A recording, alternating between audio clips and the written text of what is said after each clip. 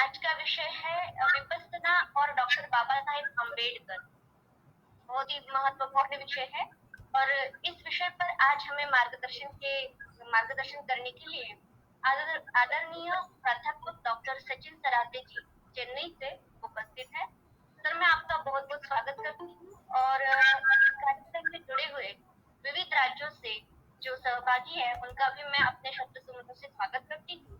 कार्यक्रम की शुरुआत हम रतन सूत्र से करेंगे। तो मैं मुंबई के कोठाचार्य रोहन रोडे जी उनसे अनुरोध करती हूँ कि वह रतन सूत्र की शुरुआत करें। रोहन रोडे जी। Yes ma'am. नमो तस्य भगवतो अरहतो सम्मा सम्बुद्धिस्स।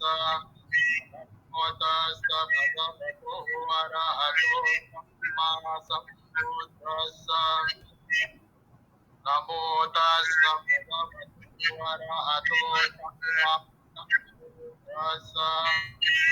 कोटि सहस्रेषु चक्रवालेषु देवताम् अस्सानं पठियन्नन्दियं च वेशादिकं पुरे रोगामरुसदुर्भिः सम्भुतं विविधं दैत्यं दीपमन्तरतापेशि परितं तं भजामहे। यानि भूतानि समागतानि भूमानि वायानि भगन्तलिखे सभ्येव भूता सुखना भवन्तु अतोऽपि सगच्छ सुनन्तु भासिताम् तस्माहि भूतानि समेत सभ्ये मेतं करोत मानुषीया प्रजाय विवाचरतो च हरन्ति ये बलिं तस्माहि प्रमत्तम् यं किञ्चिवितं इदवाहुरं वा सखेषु वा यं क्रतनं वनीतं ननो समङ्गति तथा गतेन इदं विबुद्धिरतनं वनीतं एतेन सच्चेन सुवद्धिहोतु अयं विरागं गमतं पनीतं यद जगासत्यमुनि समाहितो नटेन धम्मेन समधिकिञ्चिदिदं धम्मे रतनं पनीतं एतेन सत्येन सुवद्धिहोतु अयं विरागं गमतं पनीतं यद जगासत्यमुनि समाहितो न तेन धम्मेन समधिकिञ्चिदिदं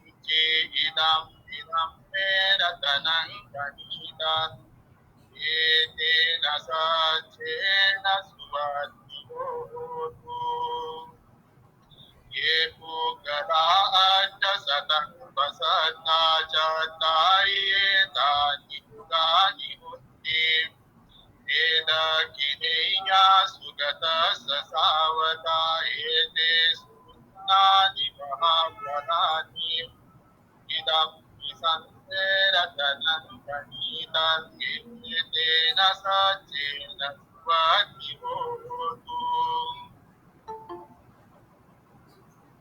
येषु पयुता मनसा दलेन निकामिनो गौतमशासनं मीते पतिपता अपतं विगह्य लता मुदाने भुतिं भुञ्जमाना इदं विसङ्गे रतनं गणितं एतेन सच्चेन सुवद्धिहोतु यतीन्द्रकीलो पटवीसितोऽसि या चतुर्विवादे हि असम्भगं पियो ततोपमं सपुरी संवदामि यो वर्यसज्जानि अवेच्च पश्यति इदं विसङ्गे रतनं पनीतं एतेन सच्चेन सुवद्धिहोतु ये अर्यसज्जानि विभावयन्ति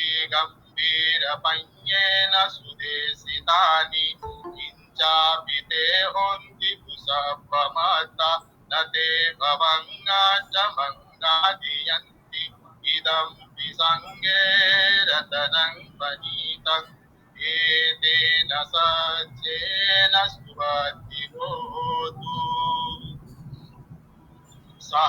सहावसदसन सम्पदाय तय सुधं मादहिता भवन्ति सकाय दिट्टे विचिकित्सितं च शीलपतं वापि यदति किञ्चि चतुरपाये च विपमुतो विधानानि अवपोकातुम् इदं विसङ्गे रतनं पनीतम् एतेन सज्जेन सुवति होतु किञ्चापि शोकं मं करोति पापकं कायेन वाचा उत चेतसा वा अबद्धोऽसोतस्य पठिचदाय अबद्धतादिष्टपदस्य बुद्ध इदं विसङ्गे रतनं पनीतं एतेन सज्जेन सुवति होतु वनपगुम्बे यतपोषितगे गिम्मानमासे पटमस्मिगिम्बे ततोपमङ्गमवरङ्गदेशै निपानगामिं परमं हिताय इदं विबुद्धे रतनं पनीतम् एतेन सज्जेन सुवति होतु वरो वरय्यो वरदो वराहरो वनुत्तरो धम्मवरङ्गदेशै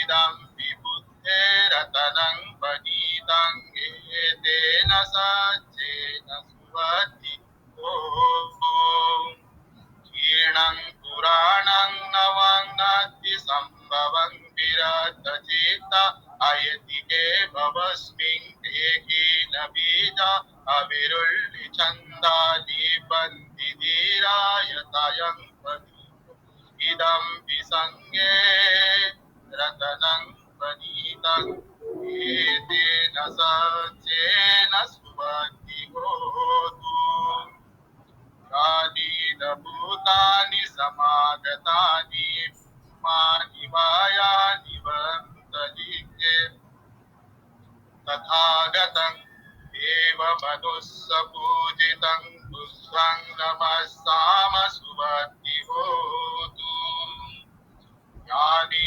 भूतानि समागतानि ब्रह्माणि वायानि वन्तलिके तथागतं देवमनुस्सपूजितं धम्मं नमस्साम सुवति होतु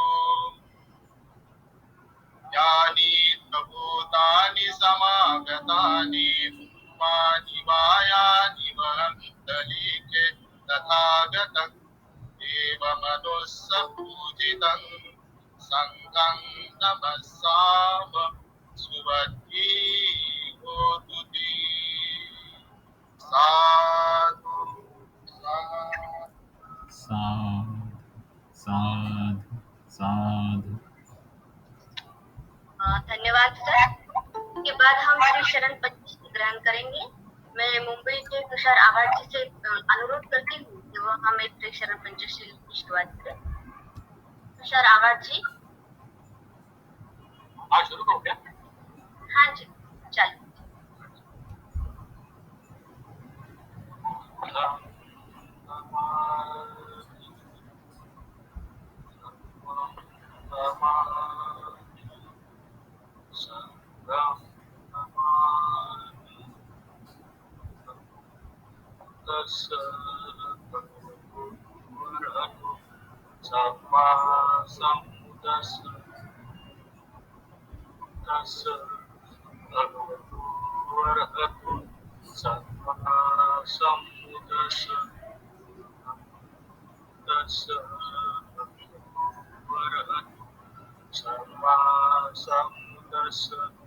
बुद्धं शरणं गच्छामि धम्मं शरणं गच्छामि संघं शरणं गच्छामि गच्छामि द्वितीयम्पि बुद्धं शरणं गच्छामि द्वितीयम्पि धम्मं शरणं गच्छामि तृतीयम्पि संघं शरणं गच्छामि तृतीयम्पि बुद्धं शरणं गच्छामि तृतीयम्पि धम्मं शरणं गच्छामि तृतीयम्पि संघं शरणं गच्छामि पाणातिपाता वेरमणि सिक्खापदं समादियामि अतिन्नदाना वेरमणि सिक्खापदं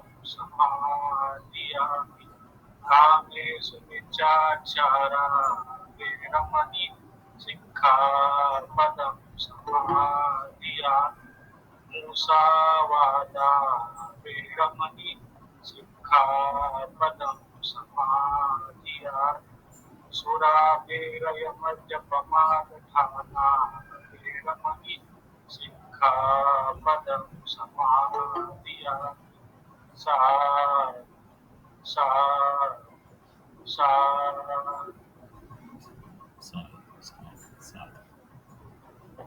धन्यवाद सर। आज के चर्चा का विषय है विपस्सना और डॉक्टर बाबा साहेब अम्बेडकर। तो यह विषय क्यों रखा गया, इसके पीछे क्या उद्देश्य था, यह जानने के लिए पश्चिम बंगाल से जुड़े हुए श्री चंदन बरुआ जी, इनका संक्षेप में परिचय मैं आपको करा देती हूँ। श्री चंदन बरुआ सर वेस्ट बंगाल के जलपाईगुड़ी जिला के मैनगुड़ी से हैं। सर भूतपूर्व IAS और हायर सेकेंडरी टीचर भी रह चुके हैं।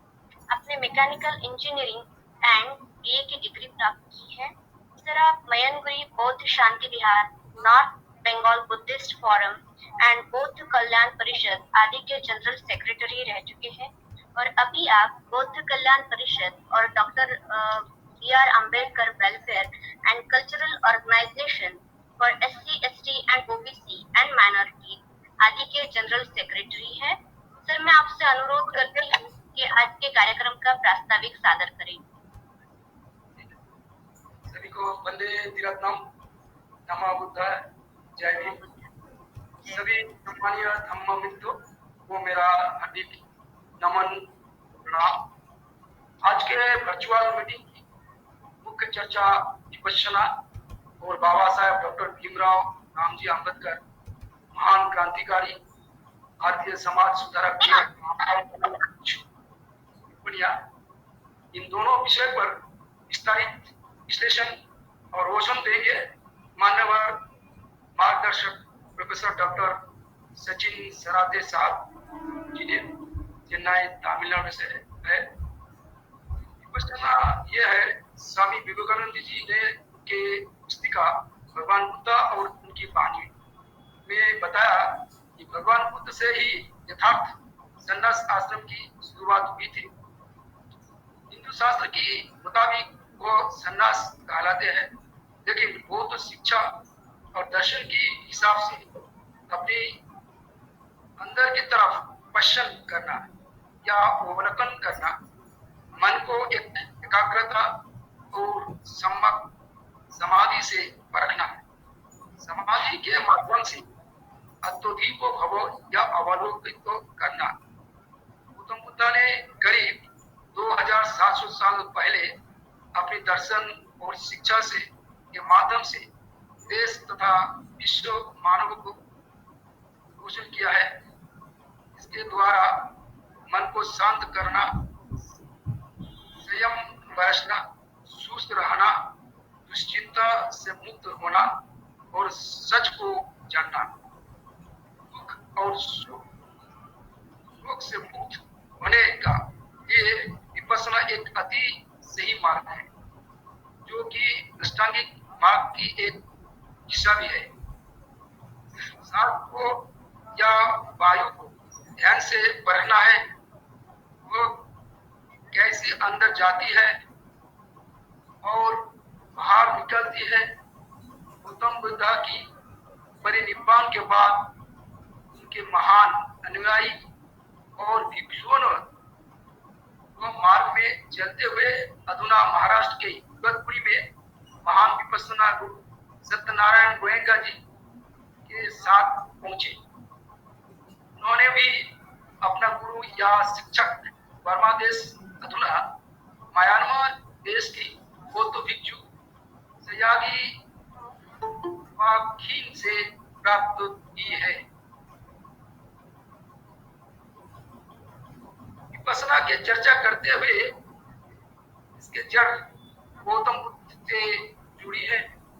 जब गौतम बुद्ध है तो महान समाज सुधारक बाबा साहेब डॉक्टर अम्बेडकर जी भी भारत की रत्न संतान और विश्व की प्रज्ञावान इंसान की भी जुड़ गए जाते हैं।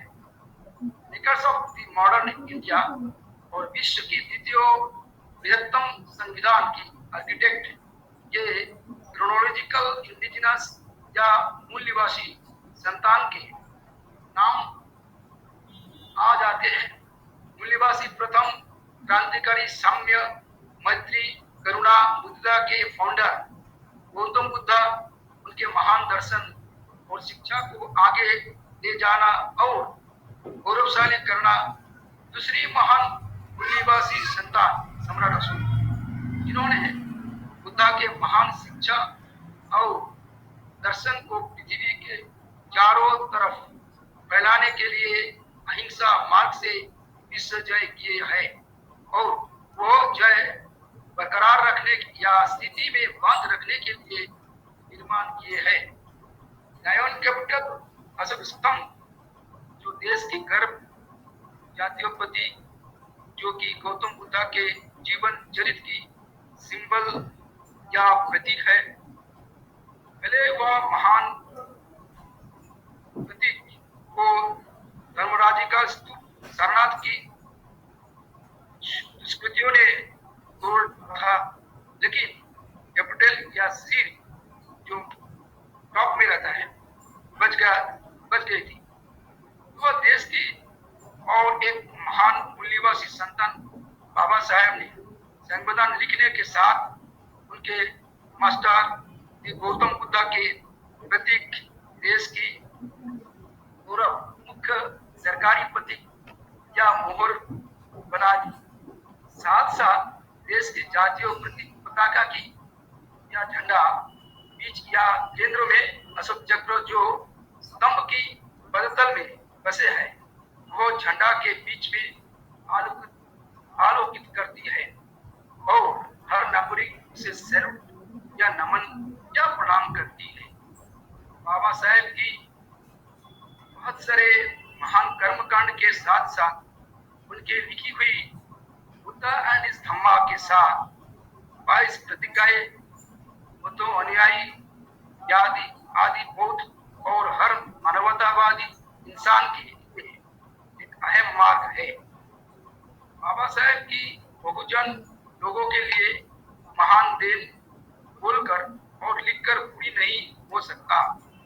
आज उनके लिए देश के 90% इंसान एक इंसान लायक सांस ले रही है या हो सकता है ले पा रही है। उन्होंने उनके मास्टर गौतम बुद्ध के रेशनैलिटी, इक्वालिटी, फ्रेटर्निटी, लिबर्टी ये सब एक्सटेंड किए है, वही संविधान में उन्होंने लिख दिए है।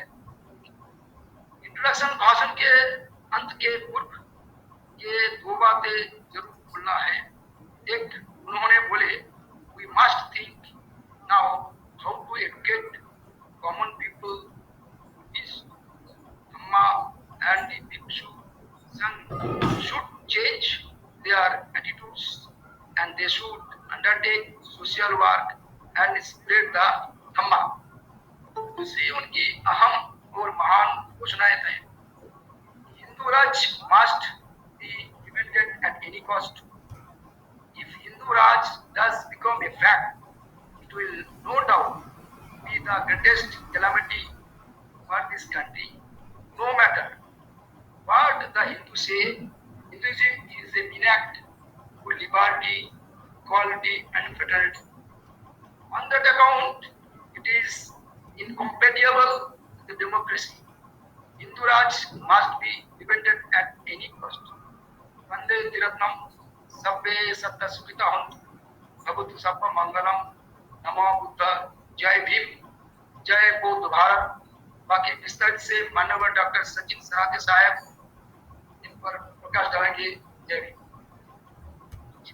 धन्यवाद सर जी। उत्तर प्रदेश के राजेंद्र कुमार जी हैं। राजेंद्र कुमार जी, आप है यहाँ पे?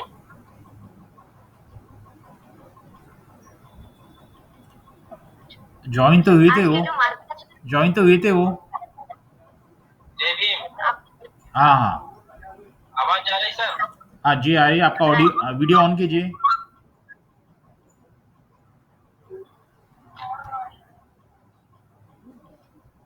राजेंद्र कुमार जी, आप मुझे सुन पा रहे हैं? जी आवाज आ रही है। हाँ जी। जय भीम। हाँ, जय भीम सर। सर, आज के जो मार्गदर्शक है डॉक्टर सचिन सराते सर जी, उनका परिचय देने के लिए मैं आपको आमंत्रित करती हूँ। आपसे अनुरोध करती हूँ कि आज आप उनका परिचय दें। अभी दे। हाँ जी। जी जी। डॉक्टर आवाज आ रही मेरी? हाँ जी सर, योर ऑडिबल। हाँ हाँ। सचिन सराटे का प्राथमिक और माध्यमिक शिक्षण महाराष्ट्र के नाबाजोगाई में हुआ। उन्होंने गवर्नमेंट मेडिकल कॉलेज औरंगाबाद से एमबीबीएस पदवी हासिल की और आईआईटीबी पवई मुंबई से बीटेक इन बायोमेडिकल इंजीनियरिंग प्राप्त की। आपने एमबीबीएस करते समय doctor Baba Saheb Ambedkar medical association में विविध पदों पर कार्य किया। आप विपश्यना के अभ्यासक हैं। इन्होंने विपश्यना शिविरों में कई बार सेवा दी है। 8 माह का पाली प्रशिक्षण बीआरटी इगतपुरी में लिया।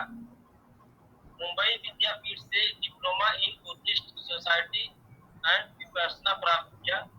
अब चेन्नई में प्रोफेसर है। मैं चाहता हूँ विचार डॉक्टर सचिन सराटे जी रखें। धन्यवाद सर। जय भीम। हाँ, जय भीम सर। मैं आपसे अनुरोध करती हूँ कि आज आप हमें मार्गदर्शन डॉक्टर सचिन सराते सर जी। मैं अपना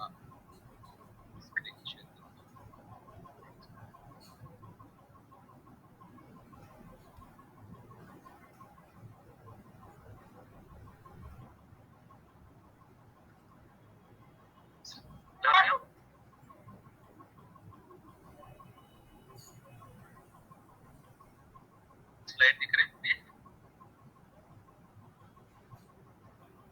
हेलो। हाँ जी दिख जी रही है सर। दिख रही है। तो आज का विषय मुझे दिया गया है विपश्यना और डॉक्टर बाबा साहब अम्बेडकर। तो मैं अपना पहला विपश्यना शिविर मेरे एमबीबीएस के फर्स्ट ईयर में कर चुका हूँ और उसके बाद कई सारे शिविर मैंने किए हैं और मैं डॉक्टर बाबा साहब अम्बेडकर के लिटरेचर का भी काफी अच्छा ज्ञान रखता हूँ। डॉक्टर बाबा Saheb Ambedkar association medicos association जो हमारे कॉलेज में थी, उसमें मैं कई पदों पर मैंने काम किया है और हर साल 14 अप्रैल की एक अलग गैदरिंग हमारे कॉलेज में हुआ करती थी। तो उसमें हम काफी कार्य करते थे और जितने भी बहुजन विद्यार्थी थे उनकी जो भी समस्याएं होती थी जैसे लाइब्रेरी वगैरह के बारे में और कई जो निजी समस्याएं होती है वो स्वयं सुलझाए करते थे। सचिन सर, थोड़ा आवाज बढ़ सकता है क्या आपका? आवाज कम है क्या? हाँ, थोड़ा कम है। सर थोड़ा सा मोबाइल आप आगे बढ़ा के बात करिए या लैपटॉप थोड़ा फुल स्क्रीन आए आपका। या फिर आपका ईयरफोन से वगैरह हाँ हाँ।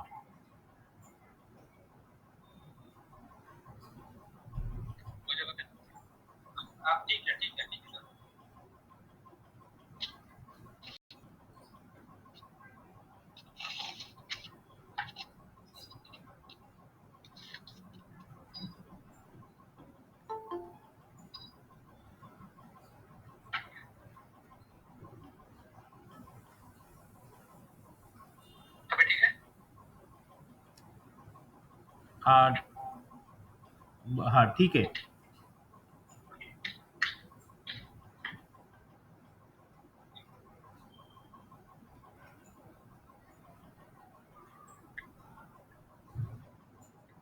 मेरे इस प्रेजेंटेशन की रूपरेखा इस तरह है। तो पहले मैं भगवान बुद्ध और उनका धम्म, अ, ये जो किताब डॉक्टर बाबा साहब अम्बेडकर ने हमको दी है,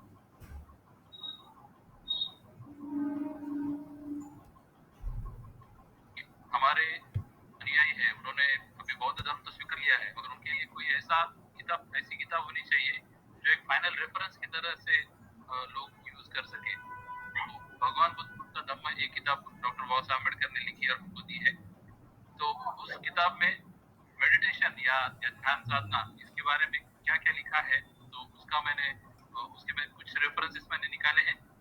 उसके बाद फिर मैं भगवान बुद्ध और उनका धम्म में सद्धम्म की क्या व्याख्या बाबा साहब ने हमको बताई है, उसके बारे में कुछ बताऊंगा। और मेरा क्या अनुभव रहा है इस विपश्यनाचार्य सत्यनारायण गोयनका जी की परंपरा में, जो मैं विपश्यना साधना करता हूँ, तो वो मैं कुछ आपके साथ शेयर करूंगा। विपश्यनाचार्य सत्यनारायण गोयनका की जो परंपरा है, उसमें जो लोगों ने फिर जो भी रिसोर्सेस और या उपलब्धियां तैयार की है, उसके बारे में मैं कुछ आपको दिखाऊंगा। तो भगवान बुद्ध और उनका धम्म में जब बाबा साहब हमको भगवान बुद्ध के बचपन के बारे में बताते हैं, तो उसमें ये एक सेंटेंस, एक वाक्य आता है, इसके अतिरिक्त उसने भारतवर्ष से चित्त को एकाग्र तथा समाधिस्थ करने का मार्ग सीख लिया था। और ये हमको पता है होना चाहिए कि ये बचपन की बात के बारे में हम बोल रहे हैं। और भारद्वाज अब्दुल कलाम का शिष्य था, उसका अपना आश्रम कपिलवस्तु में ही था। तो बचपन से ही जब सिद्धार्थ भगवान बुद्ध जब बुद्ध नहीं बने थे, तभी से उन्होंने समाधि अपने चित्त को एकाग्र करने का या समाधिस्थ करने का अभ्यास सीखा हुआ था। और आरंभिक प्रवृत्तियों के बारे में भी उसमें लिखा है कि जब कभी वह अपने पिता की जिम्मेदारी में जाता,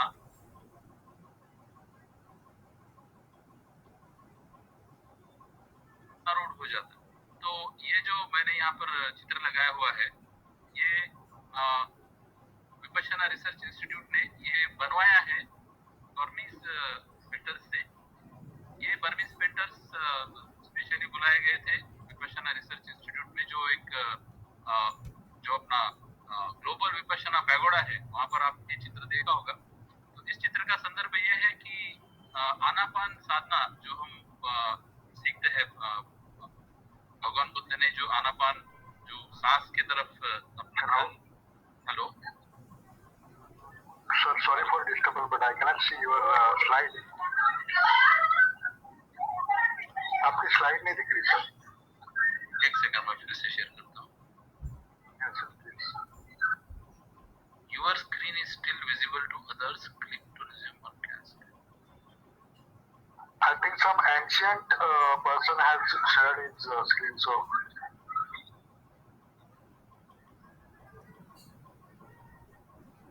Now, हाँ अभी दिख रही है।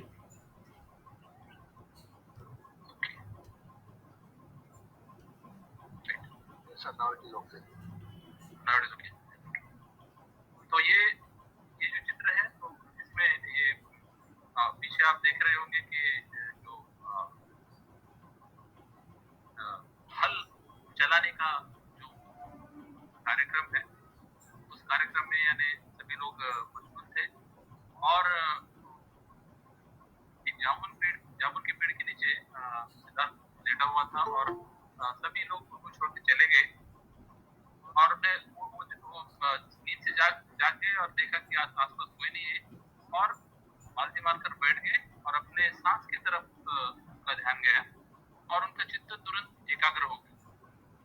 तो जब हमें पता है कि भगवान सिद्धार्थ गौतम इन्होंने बहुत सारे प्रकार की ध्यान साधनाएं सीखी और अपने शरीर को इतना कष्ट दिया कि वो उनका शरीर पूरी तरह से यानी उनके पेट में से उनके आंतें और उनकी रीढ़ की हड्डी दिख रही थी, ऐसा कहा जाता है। उस समय उन्होंने कुछ सुना, कुछ लड़कियों को बात करते हुए कि अपने शरीर को अगर हमने खींचा ना की तरह हो जाएंगे, और अगर हमने उसे ज्यादा ढीला छोड़ दिया तो उसमें से ठीक से आवाज नहीं आएगी। ये समझकर तभी भगवान बुद्ध ने मध्यम मार्ग के बारे में सोचा, और बचपन की ये बात कि जब वे 7 वर्ष के थे, ये उनके ध्यान में आई, और फिर उन्होंने सुपान से अपनी साधना शुरू की, और बाद में फिर उनको ज्ञान प्राप्त हुआ। तो बचपन से ही तथागत ध्यान में लीन थे। वह अपने साथियों को अपने साथ बैठकर ध्यान लगाने की प्रेरणा करता, वह उन्हें बैठने का ठीक ढंग सिखाता, वह उन्हें किसी एक विषय पर चित्त एकाग्र करना सिखाता, वह उन्हें परामर्श देता कि ऐसी ही भावनाओं की भावना करनी चाहिए कि मैं सुखी हूँ, मेरे संबंधी सुखी रहे। अभी ये मैं सीधा सीधा Buddha hand is Dhamma copy paste किया हुआ पढ़ रहा हूँ आपके सामने। उसके मित्र उसकी बातों को महत्व न देते थे, वे उस पर हंसते थे, वे आंखें बंद करते तो उसका चित्त उनके ध्यान के विषय पर एकाग्र न होता। इसकी बजाय उनकी आंखों के सामने नाचते वे हिरन जिनका वे शिकार करना चाहते थे, अथवा वे मिठाइयाँ जिन्हें वे खाना चाहते थे। उसके माता पिता की को उसका यह ध्यानाभिमुख होना अच्छा नहीं लगता था। हमको मालूम है कि बचपन में ही बताया गया था कि तो ये बहुत बड़ा साधु बनेगा या फिर चक्रवर्ती राजा बनेगा, तो उसके माता पिता पहले से ही इस बारे में चिंतित थे। उन्हें लगता था कि यह क्षत्रिय जीवन के सर्वथा प्रतिकूल है। सिद्धार्थ का विश्वास था कि योग्य भावनाओं पर चित्त एकाग्र करने से हम अपनी मैत्री भावनाओं को बहुत व्यापक बना सकते हैं। उसका कहना था कि सामान्य रूप से जब भी कभी हम प्राणियों के बारे में कुछ भी विचार करते हैं, हमारे मन में भेद विभेद घर कर जाते हैं। हम मित्रों को शत्रुओं से भिन्न कर लेते हैं, हम अपने पालतू पशुओं को मनुष्य से भिन्न कर लेते हैं, हम अपने मित्रों से प्रेम करते हैं और प्रेम करते हैं अपने पालतू पशुओं से, हम अपने शत्रुओं से घृणा करते हैं और घृणा करते हैं सामान्य जंतुओं से। तो ये प्रेम और ये घृणा किस तरह से हमारे चित्त को हिलाती है, इसके बारे में वो पहले से ही चिंतन किया करते।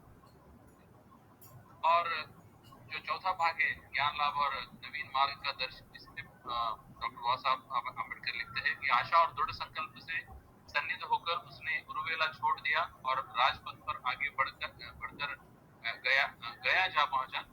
वहां उसने एक पीपल का वृक्ष देखा, नए प्रकाश की आशा में, जिससे वह अपनी समस्या का हल निकाल सके। उसने इस वृक्ष के नीचे ध्यान लगाकर बैठने की ठानी।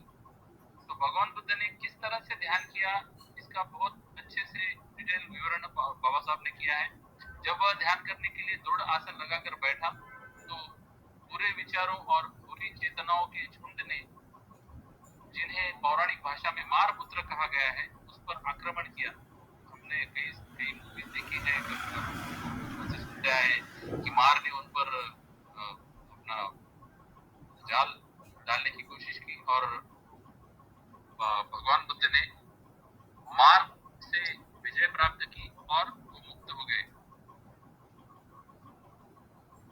तो ज्ञान लाभ, ये इस शिक्षा में बाबा साहब बोलते हैं, ध्यान करने के समय के लिए गौतम ने इतना भोजन इकट्ठा करके पास रख लिया था कि 40 दिन तक कमी न पड़े। विघ्नकारी अकुशल विचारों का मूलोच्छेद कर सिद्धार्थ गौतम ने अब भोजन ग्रहण करके अपने आप को तरोताजा कर लिया। जो मैंने अभी आपको एक छोटी सी कहानी बताई वो आनापान के बारे में, तो वही उन्होंने मध्यम मार्ग स्वीकार कर लिया था और ताजा कर लिया था और सशक्त हो गया था। इसी प्रकार उसने बोधि प्राप्त करने के निमित्त ध्यान करने की अपनी तैयारी कर ली थी। इस तरह 4 सप्ताह तक लगातार चिंतन करते रहने के बाद अंधकार विलीन हुआ, प्रकाश प्रकट हुआ, विद्या का नाश हुआ, ज्ञान अस्तित्व में आया, उसे एक नया पथ दिखाई दिया। तो इस तरह से ज्ञान प्राप्ति हुई। इस व्यक्ति ने, हम देखते हैं कि बहुत डीप ध्यान साधना में थे।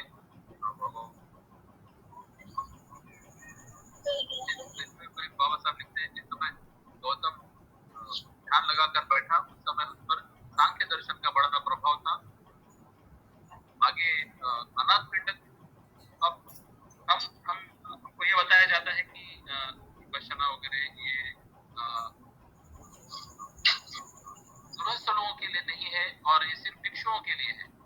तो इसके बारे में भी बुद्ध और एंड इस धम्मा में डॉक्टर साहब अम्बेडकर लिखते हैं कि जब अनाथ पिंडक ने धम्म का स्वीकार किया तब ये उपदेश भगवान बुद्ध ने उन्हें दिया, और आदमी चाहे जो करे, चाहे वे शिल्पी रहे, चाहे व्यापार करे, चाहे सरकारी नौकरी करे अथवा संसार त्याग कर ध्यान भावना में रत रहे, यानी भिक्षु बने, उन्हें अपना कार्य पूरे दिल से करना चाहिए, उन्हें परिश्रमी और उत्साही होना चाहिए, और यदि वे उस कमल की तरह जो पानी में रहता हुआ भी पानी से अछूता रहता है, जीवन संघर्ष में लगे रहने पर भी अपने मन में ईर्ष्या और घृणा को जगह नहीं देते, यदि वह संसार में रहते हुए भी स्वार्थ भरा नहीं बल्कि परमार्थ भरा जीवन व्यतीत करते हैं, तो इसमें कुछ भी संदेह नहीं कि उनका मन आनंद, शांति और सुख से भर जाएगा।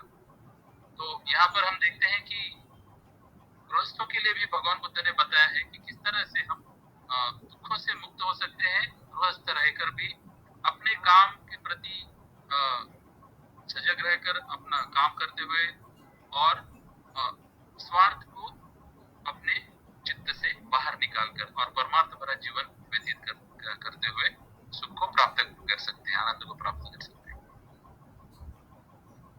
आगे जीवन में पूर्णता प्राप्त करना धम्म है। इसमें सुबुद्धि सुबुद्धि ने कहा बोधिसत्व की समाधि की पारमिता क्या है, तो वह तथागत कहते हैं कि वह अपने कौशल से ध्यानों का लाभ करता है, किंतु तत्संबंधी रूप लोग में उसका जन्म नहीं होता, वह दूसरों को भी ऐसा ही करने की प्रेरणा करता है।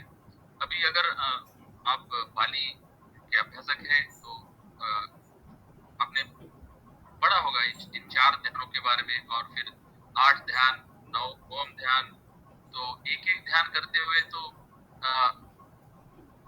जो आनापान की साधना है, जो सांस की तरफ सिर्फ हम अपना ध्यान केंद्रित करते हैं, सांस के आवागमन, अंदर आना और बाहर जाना, इसके ऊपर, तो इससे चौथे तक मनुष्य जा सकता है।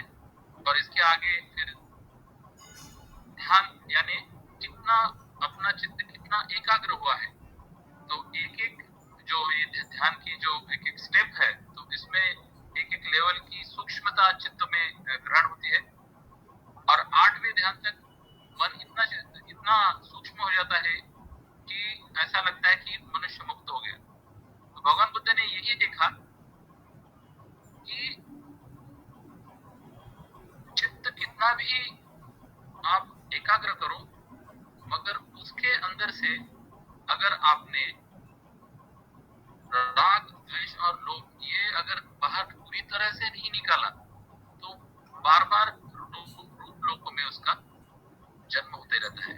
तो रूप लोकों में जन्म होना, या फिर जिस तरह से जो हमारा हमको जो पहला धम्म चक्र प्रवर्तन सूत्र भगवान बुद्ध ने दिया, जो पहला पंचयोगी भिक्षुओं को दिया हुआ जो प्रवचन है, उसमें भगवान बुद्ध कहते हैं कि संक्षिप्तेन पंच उपादान खंदा दुख, काफी सारी हमको व्याख्याएं देते हैं दुख के बारे में। यपिच्छंगलवति तंपि दुखं पियेहि विपयोगो दुखो अप्येहि संपयोगो दुखो, जो अच्छा लगता है वो नहीं होता है, जो चाहिए वो नहीं होता है, जो नहीं चाहिए वो होता है, उसकी वजह से मनुष्य दुखी होता है, इत्यादि इत्यादि बात करते करते वो अंत में कहाँ चले जाते हैं, संक्षिप्तेन पंच उपादान खंदा दुख। तो जो रूप लोग है, यानी जो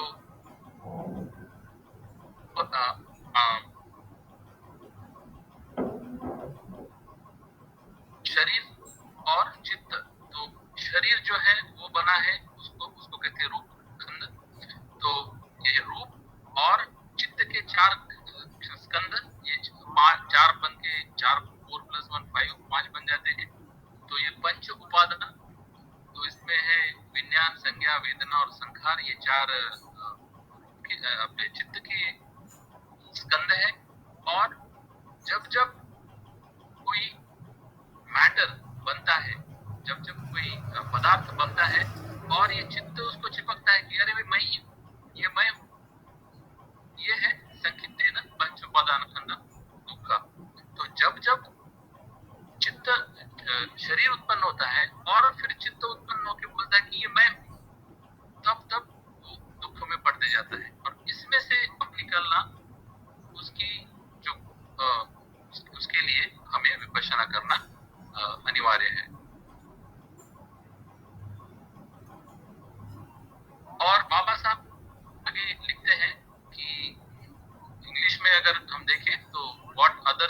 understood him to have thought. So, what are the teachings of Buddha? This is a question on which no two followers of Buddha or the students of Buddhism agree. So, some samadhi is his principal teaching. So, कुछ लोगों के लिए समाधि उनकी खास शिक्षा है, और to some it is vipassana, which is a kind of pranayam. ऐसा ये बुद्धा एंड इस धम्मा में लिखा हुआ है. सो कुछ लोगों के लिए सिर्फ विपश्यना ही इसका एक साधन है. तो विपश्यना एक छोटा सा पार्ट है डेफिनेटली धम्म का.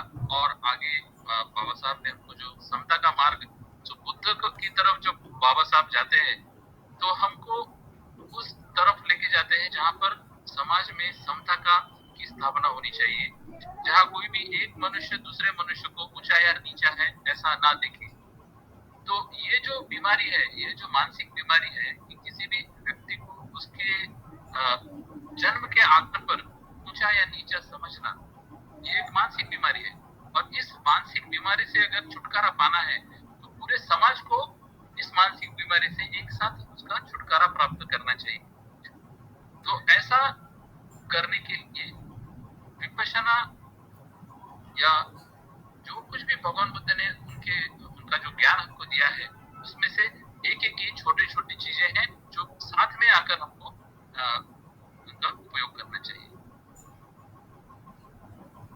जब बाबा साहब लिखते हैं भगवान बुद्ध ने सद्धम्म के बारे में क्या कहा, तब जो अपने धम्मपद की पहली गाथा है, मनो पुंगमा धम्मा मनो सिद्धा मनोमया. तो मन ही सबका मूल है, मन ही मालिक है, मन ही कारण है. यदि आदमी का मन दुखी होता है तो वह दुष्टवाणी बोलता है और दुष्ट कार्य भी करता है.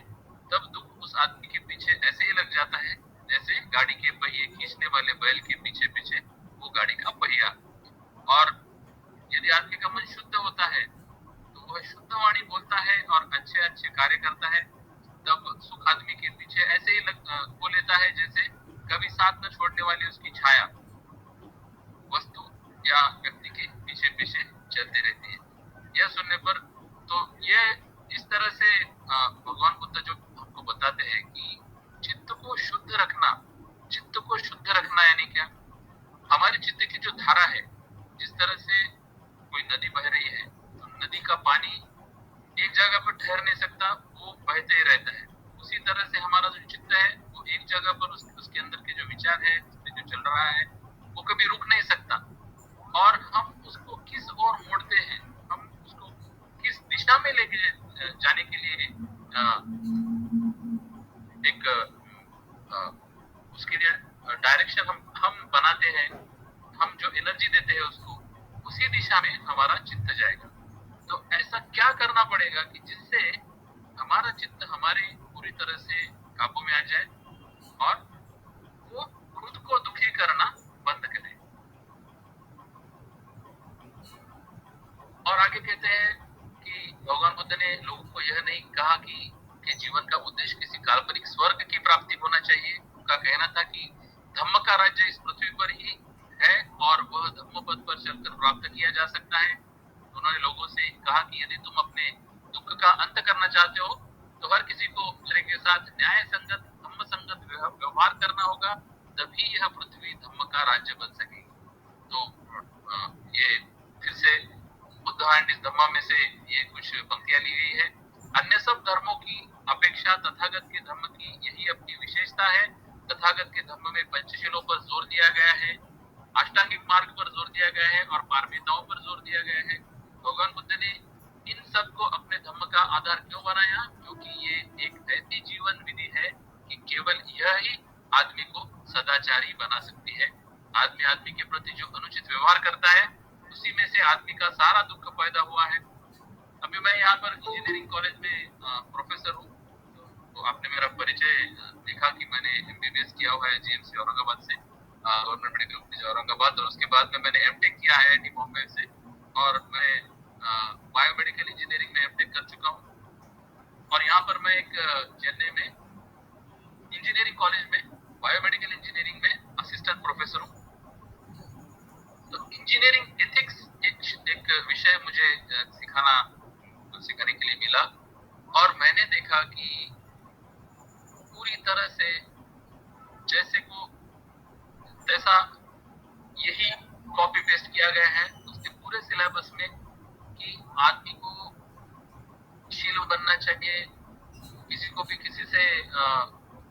बुरी तरह से व्यवहार नहीं करना चाहिए और कभी भी किसी दूसरे का नुकसान करने की चित्त में इच्छा नहीं होनी चाहिए। तभी कोई भी बिजनेस भी कर सकता है, कोई इंजीनियर अच्छे उपकरण भी बना सकता है। तो आदमी आदमी के प्रति जो अनुचित व्यवहार करता है उसी में से आदमी का सारा दुख पैदा हुआ है। आदमी का आदमी के प्रति जो अनुचित व्यवहार है उसका नाश केवल धर्म ही कर सकता है और उससे उत्पन्न दुख का भी। इसीलिए भगवान बुद्ध ने कहा है कि धम्म का काम केवल उपदेश देना नहीं है कि जैसे भी हो आदमी के मन में यह बात जमाना है कि सर्वोपरि आवश्यकता सदाचारी बनने की है। तो बार बार जो हमारा चित्त हम कोई अच्छा काम करने के लिए जब कोई निश्चय करते हैं तो कहीं ना कहीं ये जो आसक्ति है, ये जो द्वेष है, ये हमारे मन में कहीं ना कहीं से आ जाता है और किसी न किसी तरह से हम 5 शील में से कोई ना कोई शील तोड़ते रहते हैं। तो इसमें चित्त को उस अवस्था तक ले जाना कि मैं कुछ भी हो जाए मैं अपना सदाचार नहीं छोड़ूंगा, इस स्तर पर अपने चित्त को लेकर जाना, ये एक बहुत बड़ा एम है किसी भी बुद्धिस्ट आदमी का। तो लोगों में सदाचार की भावना भरने के लिए धम्म के लिए आवश्यक है कि दूसरे कार्य भी करें। धम्म को यह दीक्षा देनी होगी कि आदमी जान सके कि कुशल कर्म या शुभ कर्म कौन सा होता है, वह उस कुशल कर्म को कर सके। धम्म को यह दीक्षा देनी होगी कि आदमी जान सके कि अकुशल या अशुभ क्या है और अकुशल है उससे वह बच सके। तो जब हम धम्म की गाथा पढ़ते हैं, धम्म के जब धम्म की क्वालिटीज क्या है उसके बारे में जब हम पढ़ते हैं तो उसमें हम ये देखते हैं सखा तो भगवता धम्म। तो धम्म क्या है, तो पहला हम कहाँ से शुरू करते हैं, सुअख्यात किया है। तो भगवान बुद्ध ने जब हमको धम्म सिखाया तो वह इस तरह से सिखाया है कि उसके 2 मीनिंग नहीं निकलेंगे, उसका एक ही अर्थ निकलेगा और वो एक ही रहेगा कि किसी भी हालत में तुमको अकुशल से बचना है और कुशल कर्म करना है। तो अकुशल क्या है, तो जो करते वक्त हमको पता है कि ये दुख लाने वाला है, उस कर्म को ना करना, वही है अकुशल कर्म। तो कुशल कर्म करते रहना जिससे सुख आएगा आगे। अभी इसमें ये भी बोला गया है, जैन धर्म के संस्थापक माने जाने वाले तीर्थंकर महावीर का कहना था कि व्यक्ति जो कुछ भी दुख या सुख अनुभव करता है यह सब उसके पूर्व जन्मों के कर्मों पर परिणाम होता है। ऐसा होने पर पूर्व जन्म के दुष्कर्मों की निर्जरा हो जाने से और नए दुष्कर्म न करने से भविष्य के लिए कुछ संग्रह नहीं होता। जब भविष्य के लिए कुछ संग्रह नहीं होता तो दुष्कर्म का क्षय हो जाता है। जब क्षय हो जाता है तो दुख का क्षय हो जाता है। जब दुख अनुभव करने की शक्ति या वेदना का क्षय हो जाता है। जब वेदना का क्षय हो जाता है तो सारे का मूलोच्छेद हो जाता है। यही निगंठनाथ की शिक्षा या जैन। इस पर तथागत ने प्रश्न किया कि क्या तुम जानते हो कि यहाँ ही और अब ही अकुशल प्रवृत्तियों को मूलोच्छेद हो गया और कुशल प्रवृत्ति की स्थापना हो गई? उत्तर था नहीं। तब बुद्ध ने आपत्ति की, तो पूर्व दुष्कर्मों की निर्जरा से और नए दुष्कर्मों के भी न करने से क्या लाभ है, यदि चित्त को इसका अभ्यास नहीं है कि वह अकुशल प्रवृत्ति को कुशल प्रवृत्ति में बदल सके। अभी मैं ये पढ़कर सुना रहा हूँ तो ये बहुत गंभीर बिंदु है। पूर्व दुष्कर्मों की निर्जरा से, यानी अभी आपको पता है कि यानी दूसरे लोग जो है इस तरह से शरीर को पीड़ा देते हैं, जिस तरह से किसी तरह के व्रत करते हैं और उनका कहना है कि मैं अपने शरीर को जितनी पीड़ा दूंगा, इस पीड़ा से मेरे जो पुराने कर्म है वो कट जाएंगे। मैं पीड़ा देते रहूंगा, हर पीड़ा के साथ मेरा पुराना दुष्कर्म निकलता जाएगा और मैं मुक्त हो जाऊंगा। भगवान बुद्ध ने उनको प्रश्न किया कि तुमने कितना भी वो जो पुराने कर्म है वो अगर निकाल लिए, मगर फिर भी तुम्हारे चित्त की जो वो प्रवृत्ति है जिसमें ये दुष्कर्म करने की इच्छा जागृत होती है, वो अगर तुमने नहीं बदली तो तुम्हारे जो पुराने दुष्कर्म तुमने नष्ट किए उसका कोई भी अर्थ नहीं। रहती है। एक बार भगवान बुद्ध एक भिक्षाटन कर रहे थे और उनके साथ आनंद वगैरह सब सभी भिक्षु थे। तो चलते चलते एक उनका ख्याल उनकी नजर एक सुकरनी पर एक फीमेल पिग थी, तो उसके ऊपर पड़ी और मुस्कुराए और आगे चलते गए। तो आनंद ने देख लिया और फिर आनंद खाना वगैरह सब खत्म होने के बाद आनंद ने पूछा कि भगवान आप उस प्राणी की तरफ देखकर ऐसा क्यों मुस्कुराए। तो उन्होंने कहा कि ये इस जन्म में और ब्रह्मलोक में थी। तो ये जो नीचे गिरना है कि तुम कहीं भी जितने भी ऊपर के लोगों में जाओ, वहां से अगर दुष्कर्मों की निर्जरा अगर नहीं हो रही है तो फिर से इस दो चक्र में गिरता रहेगा मनुष्य। तो उनके मत में किसी भी धर्म की यह सबसे भारी कमी थी। शुभ प्रवृत्ति या शुभ संस्कार ही किसी के स्थायी रूप से अच्छा बने रहने की सबसे बड़ी गारंटी है। यही कारण है कि बुद्ध ने चित्त की साधना को प्रथम स्थान दिया है, जबकि संस्कारों को सुधारने का ही दूसरा नाम है। दूसरी बात जिसे उन्होंने विशेष महत्व दिया यह है कि आदमी में इस बात का साहस हो कि चाहे वह अकेला ही हो तब भी उचित मार्ग से विचलित नहीं होना चाहिए। एक खग्ग विषाण सुंदर सूत्र है, वो अगर आप देखें खग्ग विषाण सूत्र की अकेला आदमी को अकेले कैसे रहना चाहिए, तो बहुत अच्छी तरह से भगवान बुद्ध ने उसमें बताया। और सल्लेख सूत्र में तथागत ने इस बात पर जोर दिया है, उन्होंने कहा तुम्हें अपने मन को निर्मल बनाने के लिए निश्चय करना चाहिए कि चाहे दूसरे लोग हानि करें मैं हानि नहीं करूंगा, चाहे दूसरे लोग हिंसा करें मैं हिंसा नहीं करूंगा, चाहे दूसरे लोग चोरी करें मैं चोरी नहीं करूंगा, चाहे दूसरे लोग श्रेष्ठ जीवन व्यतीत न करें मैं श्रेष्ठ जीवन व्यतीत करूंगा, चाहे दूसरे लोग झूठ बोले, चुगली खाएं, कठोर बोले अथवा व्यर्थ बकवास करे मैं नहीं करूंगा। अभी ये सब पंचशील में आता है। चाहे दूसरे लोग लोभी हो मैं लोभ नहीं करूंगा, चाहे दूसरे लोग द्वेष करे मैं द्वेष नहीं करूंगा, चाहे दूसरे लोग सत्य के विषय में भी गलती पर हो, मिथ्या दृष्टि हो, मिथ्या संकल्प वाले हो। अब हम यहाँ पर देख रहे हैं कि आर्य अष्टांगिक मार्ग का उल्लेख किया गया है, सम्यक दृष्टि, सम्यक संकल्प, सम्यक वाणी। तो यहाँ पर मिथ्या दृष्टि दृष्टि के जो विपरीत है, मिथ्या दृष्टि मिथ्या संकल्प वाले हो, मिथ्या वाणी वाले हो, मिथ्या कर्मांत वाले हो, मिथ्या समाधि वाले हो, मैं सम्यक दृष्टि हूंगा। यानी जो साधक है, जो बुद्ध का अनुयायी है, मैं स्वयं सम्यक दृष्टि होऊंगा, सम्यक संकल्प वाला होऊंगा, सम्यक वाणी, सम्यक कर्मांत, सम्यक आजीविका, सम्यक व्यायाम, सम्यक समाधि तथा सम्यक स्मृति वाला होगा। चाहे दूसरे सत्य के विषय में भी गलती पर हो, मुक्ति के विषय में भी गलती पर हो, मैं सत्य और मुक्ति दोनों विषय में गलती पर नहीं रहूंगा। चाहे दूसरे आलस्य और तंद्रा से युक्त हो, मैं आलस्य और तंद्रा से मुक्त रहूंगा। तीन मित्र कहा गया है, जो शत्रु, जो गोविंद का गुरु जी उनके प्रवचनों में इन शत्रुओं के बारे में बताते हैं।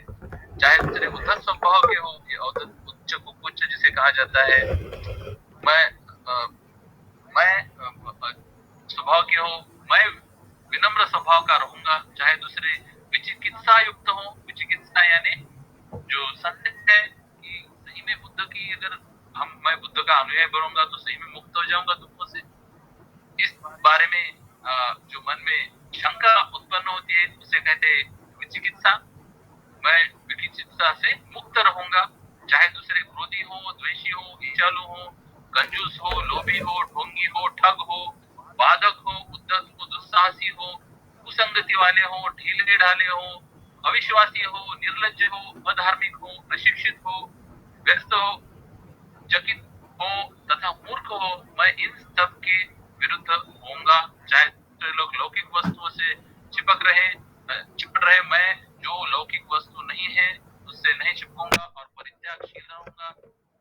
चुंद वाणी और कर्म का तो इसमें ये बहुत दृढ़ता से भगवान बुद्ध हमारे सामने रखते हैं और बाबा साहब ने इसे बहुत अच्छी तरह से बुद्ध एंड हिज धम्म इस किताब में लिया है। और धम्म तभी सद्धम्म कहलाता है जब वह मैत्री की बुद्धि करे।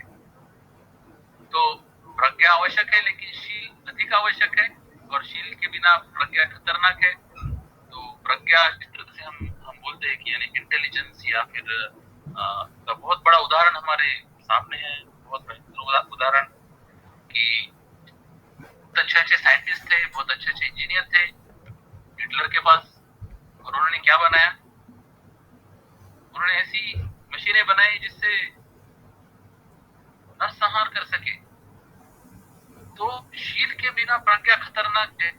ये पंचशील का पालन करने वाला वो अगर प्रज्ञावान बनता है तो ही ये समाज के लिए अच्छा है। अकेली प्रज्ञा खतरनाक है। प्रज्ञा आदमी के हाथ की दुधारी तलवार है।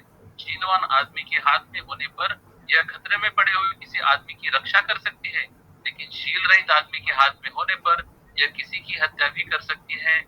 इसलिए प्रज्ञा से भी शील का महत्व अधिक है। प्रज्ञा विचार धम्म है, सम्यक विचार करना। शील आचार धम्म है, सम्यक आचरण करना।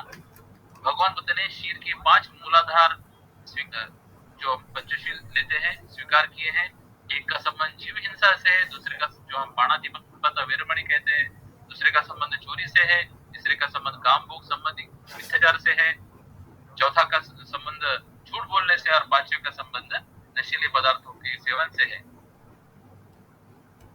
तो इन 5 मूलाधारों को लेकर तथागत ने लोगों को जीव हत्या से विरत रहने के लिए कहा, चोरी से विरत रहने के लिए कहा, काम भोग संबंधी मिथ्याचार से विरत रहने के लिए कहा, झूठ बोलने से विरत रहने के लिए कहा, तथा शराब आदि नशीले पदार्थ ग्रहण करने से विरत रहने के लिए कहा है। भगवान बुद्ध ने शील को विद्या के भी ऊपर क्यों स्थान दिया है, यह स्पष्ट है। तो शील समाधि प्रज्ञा, तो अष्टांगिक मार्ग में जो शील है उसको पहले महत्व दिया गया। ज्ञान का उपयोग आदमी के शील के अनुसार ही होगा। शील के बिना ज्ञान का कोई मूल्य नहीं, यही उनके कथन का सार है। एक दूसरे स्थान पर उन्होंने कहा है, संसार में शील के समान कुछ नहीं, शील ही आरंभ है, शील ही शरण स्थान है, शील ही समस्त कल्याण की जननी है, शील ही सर्वप्रथम है, और इसीलिए अपने शील को शुद्ध रखना चाहिए। आगे बाबा साहब हमको मैत्री भावना के बारे में भी बताते हैं कि बुद्ध ने करुणा को ही धम्म की इति नहीं कहा। यानी हम जो जगह जगह लिखते हैं प्रज्ञाशील करुणा, और हम पहले प्रज्ञाशील करुणा, तो इसमें करुणा का अर्थ दुखी आदमियों के प्रति दया किया जाना है। तो किसी मनुष्य के प्रति वो दुखी है और मैं उससे अच्छी स्थिति में हूँ, तो अब मैं अच्छी स्थिति वाला मनुष्य उसके प्रति दया की भावना कर रहा हूँ कि अरे रे इसका कितना बुरा हो गया, इसका बुरा नहीं होना चाहिए था। ये करुणा की भावना है। बुद्ध ने और आगे बढ़कर मैत्री की शिक्षा दी। मैत्री का मतलब है प्राणी मात्र के प्रति दया। तथागत चाहते थे कि आदमी दुखी मनुष्यों के प्रति करुणा की भावना रखने से भी और आगे बढ़कर प्राणी मात्र के प्रति मैत्री की भावना रखे। अभी ये जो मैत्री भावना है, इसका इतना गहरा अर्थ है कि जब तक आप इसको अनुभव नहीं करेंगे, ये क्या है मैत्री भावना, किस तरह से इसको मैं बनाऊं, अपने चित्त में मैत्री कैसे करूं, तो जब तक अपने चित्त में बने हुए जो बहुत कड़े संस्कार, जो अहंकार के संस्कार है, वो जब तक पिघलते नहीं है, तब तक ये मैत्री भावना कोई भी व्यक्ति अनुभव नहीं कर सकता। ये गुणा से बिल्कुल अलग है मैत्री भावना। तो अभी मैं बताऊंगा कि जो विपश्यना रिसर्च इंस्टीट्यूट या विपश्यना इंटरनेशनल एकेडमी है इगतपुरी की, वहां पर मैंने कई कोर्सेज किए। तो मैं 1996 में मेरा पहला 10 दिवसीय शिविर किया था, और उसके बाद मैंने कई सारे 10 दिवसीय शिविर किए, कई सती पठान के 7 दिन के शिविर किए, 20 दिन के भी लॉन्ग कोर्सेज 2 कर चुका हूँ मैं, और मैंने बहुत से कोर्सेज में सेवा दी। तो मैं जब जहाँ MBBS कर रहा था GNC औरंगाबाद में, तो JNEC नाम का एक इंजीनियरिंग कॉलेज था, Jawaharlal Nehru engineering college, private engineering college. तो उसमें एक कैंपस था, वहाँ पर एक छोटा सा विपश्यना सेंटर था, वहां पर मैं रेगुलरली जाकर 10 दिन की सेवा दिया करता था शिविरों में। तो मेरा जो अनुभव वहां का रहा, तो एक विपश्यना का जो केंद्र होता है, तो वो जगह ऐसी इस तरह से होती है कि वहां पर आसानी से हम पंचशील का पालन कर सकते हैं। तो केंद्र की जो व्यवस्था है उसमें आप शील तोड़ने के लिए कह नहीं जा सकते। आपके पांचों शील अपने आप जितने भी समय आप वहां पर हो बने रहेंगे। और आपको पता होगा शिविर में ये जो 10 दिन के शिविर होते हैं या फिर बड़े शिविर होते हैं, उसमें कोई शुल्क नहीं लिया जाता। वहां पर जब पहले दिन हम बैठते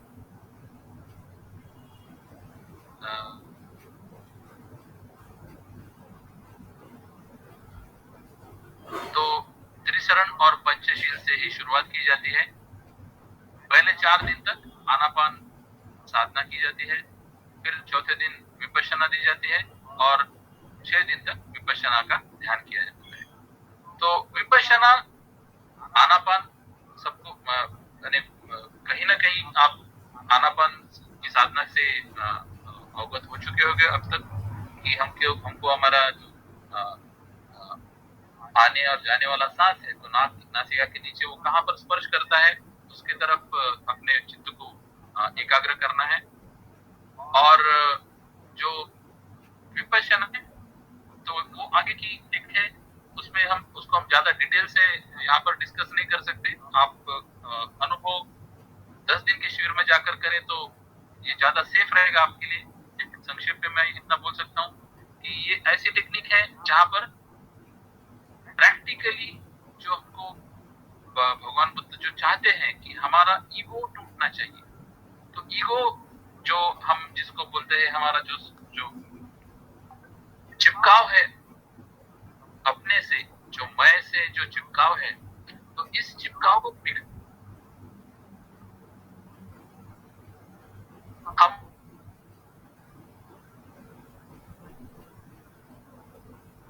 इसको मैं जो स्थायी समझ रहा हूं, ये क्या सही में ऐसा है कि जिसको चिपका जा सके। तो इसमें विपश्यना में जब 4 दिन तक हम आनापान करते हुए हमारे चित्त को एकाग्र कर चुके हैं, 4 दिन तक आप सोचिए कि आप 10 दिन के शिविर में हो और आपको कोई डिस्ट्रैक्शन नहीं है। वहां पर आपका साधक आपसे बात भी नहीं करते हैं, आर्य मौन का वहां पर नियम है। तो ऐसी जगह पर धीरे धीरे आपका चित्त एकाग्र होने लगता है और चौथे दिन फिर आपको विपन्ना दी जाती है, जिसमें आप शरीर के हर छोटे छोटे पार्ट पर देखते हैं कि यहाँ पर क्या संवेदना हो रही है।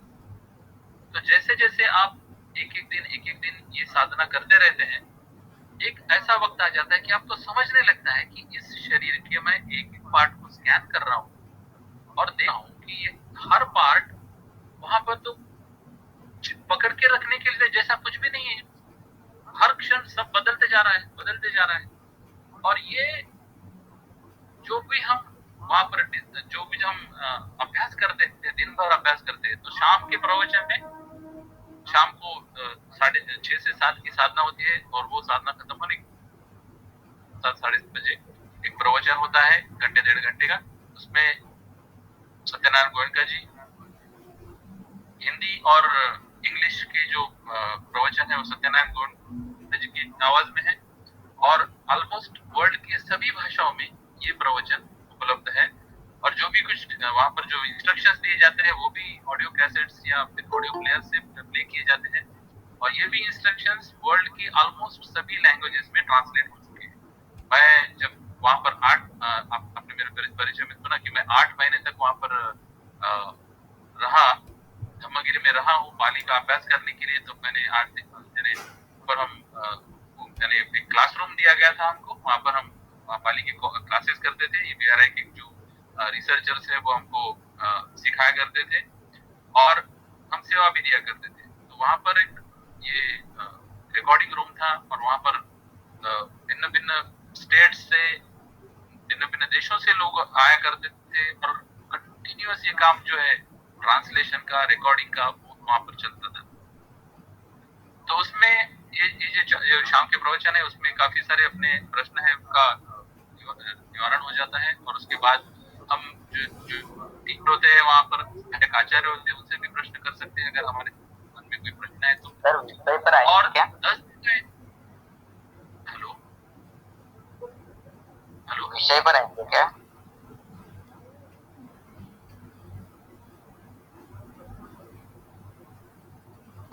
मैं खत्म करता हूँ, दो स्लाइड ही रहे अभी। जी जी जी। और शिविर का अंत में मैत्री भावना का अभ्यास किया जाता है। तो मैत्री की भावना का जो अभ्यास है, तो अभी जो मैं जो जो जो, जो, जो कुछ भी मैंने अभी तक पढ़कर सुनाया आपको बुद्ध धम्मा से, तो उसमें मैं जो लास्ट पॉइंट पर ऑलमोस्ट आया था कि जो मैत्री भावना है, तो तथागत चाहते थे कि आदमी दुखी मनुष्य के प्रति करुणा की भावना रखने से भी और आगे बढ़कर प्राणी मात्र के प्रति मैत्री की भावना रखे। तो ये जो विपश्यना की जो ध्यान साधना मनुष्य सीखता है, और इसमें जब एक अलग ही अनुभूति जब प्राप्त होती है कि जो कुछ भी उत्पन्न होता है वो नष्ट हो रहा है, ये सब अंकुर है। और जब कहीं पर अपना जो सबकॉन्शियस माइंड जिसे कहते हैं, जो बहुत डीप तक, जहां तक हमारी पहुंच भी नहीं होती है, हम वहां तक पहुंच सकते हैं। और वहां पर जो होता है, तब जो मैत्री की भावना आती है, तब समझता है कि मैं अपने देखिए, अब 10 दिन तक एक मनुष्य अपने चित्त का विश्लेषण कर रहा है और देख रहा है कि मैं जब अपने चित्त में क्रोध उत्पन्न करता हूँ, मैं अपने आप को दुखी करता हूँ, और किस तरह से ये दुख का निर्माण होता है, किस तरह से ये दुख मैं बढ़ाते जाता हूँ, ये बढ़ाने वाला मैं ही हूँ और इसको मैं ही रोक सकता हूँ। ये समझ में आने के बाद, ये दिखने के बाद, जब आदमी बाहर आता है उसमें से, और जब दूसरे सभी लोग इसी तरह से अपने चित्त में ये जो दुख बना रहे हैं और बढ़ा रहे हैं, बना रहे हैं और बढ़ा रहे हैं, ये प्रक्रिया रुकनी चाहिए। सबका ही मंगल होना चाहिए। जैसा अभी मेरा जो ईगो टूटा है, उसी तरह से सबका ईगो टूटे, सबका दुख दूर हो। तो वहां पर जो 8 दिन के वहां पर जो शाम के शिविर होते हैं, वहां पर पूरी तरह से चर्चा शील समाधि प्रज्ञा आर्य अष्टांगिक मार्ग पर होती है। वहां पर अनुभव करना सिखाया जाता है। और विपश्यना उसकी जो व्याख्या है, उसकी व्याख्या है कि पय्यति कपित्वा विशेषेण पश्यति विपश्यना, प्रकट सत्य को दूर करके सजग होकर महसूस करना, ये विपश्यना है। तो जो प्रकट हो रहा है, जो दिख रहा है, उसको दूर करना है, उसके तरफ ध्यान नहीं देना है, और सजग होकर महसूस करना है कि सही में सत्य क्या है। तो जो मन में उत्पन्न होता है, जो कुछ भी चित्त पर विचार आता है, विचार आते हैं, तो भगवान बुद्ध का एक बहुत बड़ा हमारे लिए एक डिस्कवरी हम बोल सकते हैं, उनकी खोज है कि सभ्य धम्मा वेदना समोसरण, सभ्य धम्मा वेदना समोसरण। जो कुछ भी चित्त में उत्पन्न होता है, वह शरीर पर संवेदना के रूप में बहता है। और जैसे ही हम इस संवेदना को की पकड़ की तरफ अपने एकाग्र करते हैं, और हम देखते हैं कि ये संवेदना तो उत्पन्न होकर नष्ट होने वाली है, इससे प्रतिक्रिया करना कितना बेमायने है। इसी संवेदना पर प्रतिक्रिया करते हैं, और प्रतिक्रिया करने से कैसे हम अपने दुख को बढ़ाते हैं, ये इन शिविरों में हम अनुभव करते हैं। तो यहाँ पर जो विपश्यना के सेंटर्स है, वहां पर 10 दिन के शिविर, 20 दिन के शिविर, 30 दिन के, 45 दिन के, 60 दिन के, और 7 दिन का सतिपट्ठान शिविर होता है। सतिपट्ठान शिविर जो है 7 दिन का, इसमें महासतिपट्ठान सूत्र की एक पुस्तिका दी जाती है, बुकलेट दी जाती है, और हमको नोट्स के लिए एक नोटबुक और पेन भी दिया जाता है, जिसमें हम नोट्स लिख के शाम के जो प्रवचन है उसमें महासतिपट्ठान सूत्र का पठन किया जाता है। तो गोयनका गुरु जी वो एक लाइन पढ़ते हैं और उसका अर्थ बताते हैं। अभी दूसरा विपश्यना रिसर्च इंस्टीट्यूट जो है, इन्होंने पाली त्रिपिटक पर बहुत रिसर्च किया है। ये उसकी वेबसाइट है tripitaka.org। तो अगर आप यहाँ पर देखेंगे तो पाली त्रिपिटका, तो छठा संगायना जो है, जो छठी संगीति जो हुई थी, तो उसका ये पूरा तो आप देखेंगे यहाँ पर देवनागरी, गुजराती, कन्नड़, मलयालम, रोमन, तमिल, तेलुगु और बंगाली, गुरुमुखी, खमेर, म्यांमारी, सिंहली, थाई और तिब्बतन, इसमें ये सब उपलब्ध है।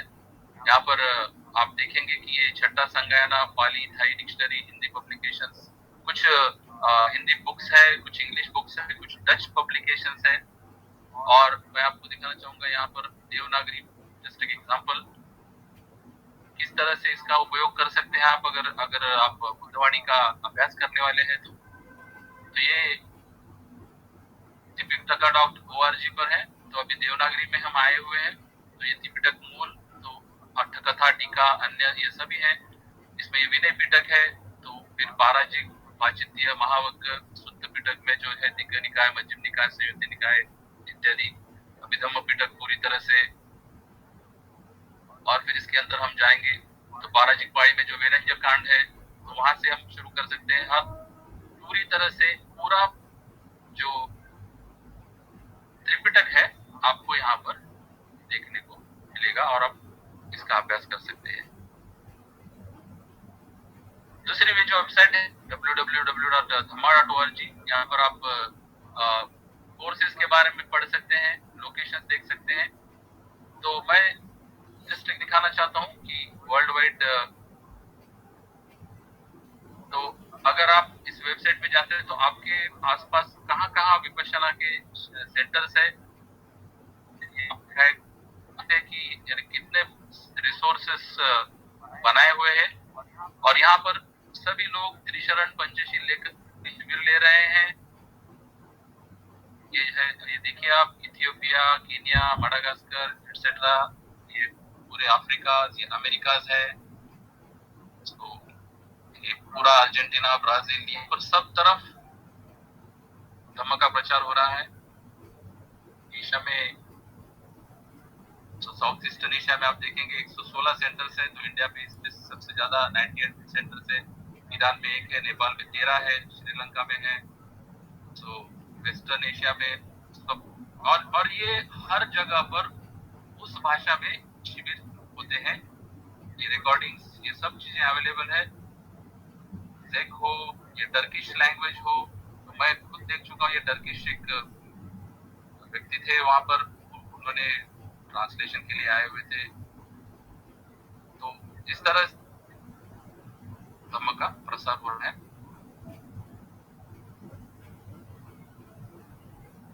और ये हमारी इंडियन वेबसाइट है viera.dhamma.org। तो आप यहाँ पर देख सकते हैं, ये लेडी सयाडो है, सयादी जी और सयाजुबा की। बरुआ जी ने अभी जो बताया, जो सयाजुबा की, तो ये है सयाजुबा की। तो इस परंपरा में लेडी सयाडो ये जो है, ये भिक्षु थे।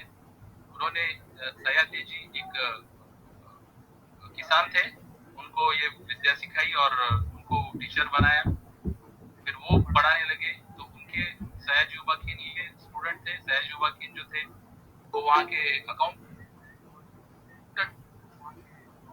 और उनसे ये विद्या प्राप्त की। तो यहाँ पर भी बहुत सारे रिसोर्सेस इस वेबसाइट में आप देख सकते हैं। तो इसमें भी यानी पाली स्टूडेंट्स, अगर आप पाली स्टूडेंट है तो वो भी आप पाली भी सीख सकते हैं।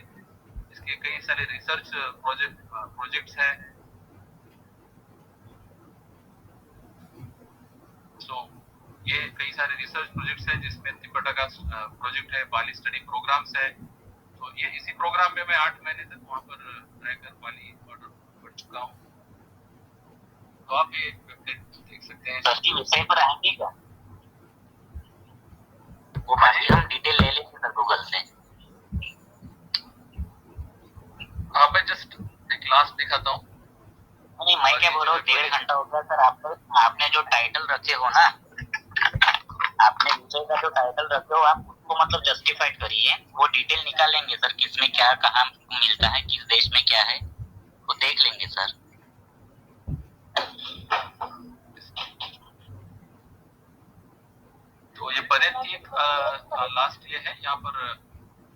सारे रिसोर्सेज हैं, यहाँ पर भी आपको फ्री रिसोर्सेज कई सारे मिल जाएंगे। बहुत सारे अवेलेबल है, फ्री प्रोडक्ट्स है, वाली की भी स्टडी आप कर सकते हैं इसमें, उसमें भी बहुत सारा मटेरियल अवेलेबल है। तो ये डायरेक्टली यानी कोइन का ट्रेडिशन में ये मटेरियल अवेलेबल है। सो आपका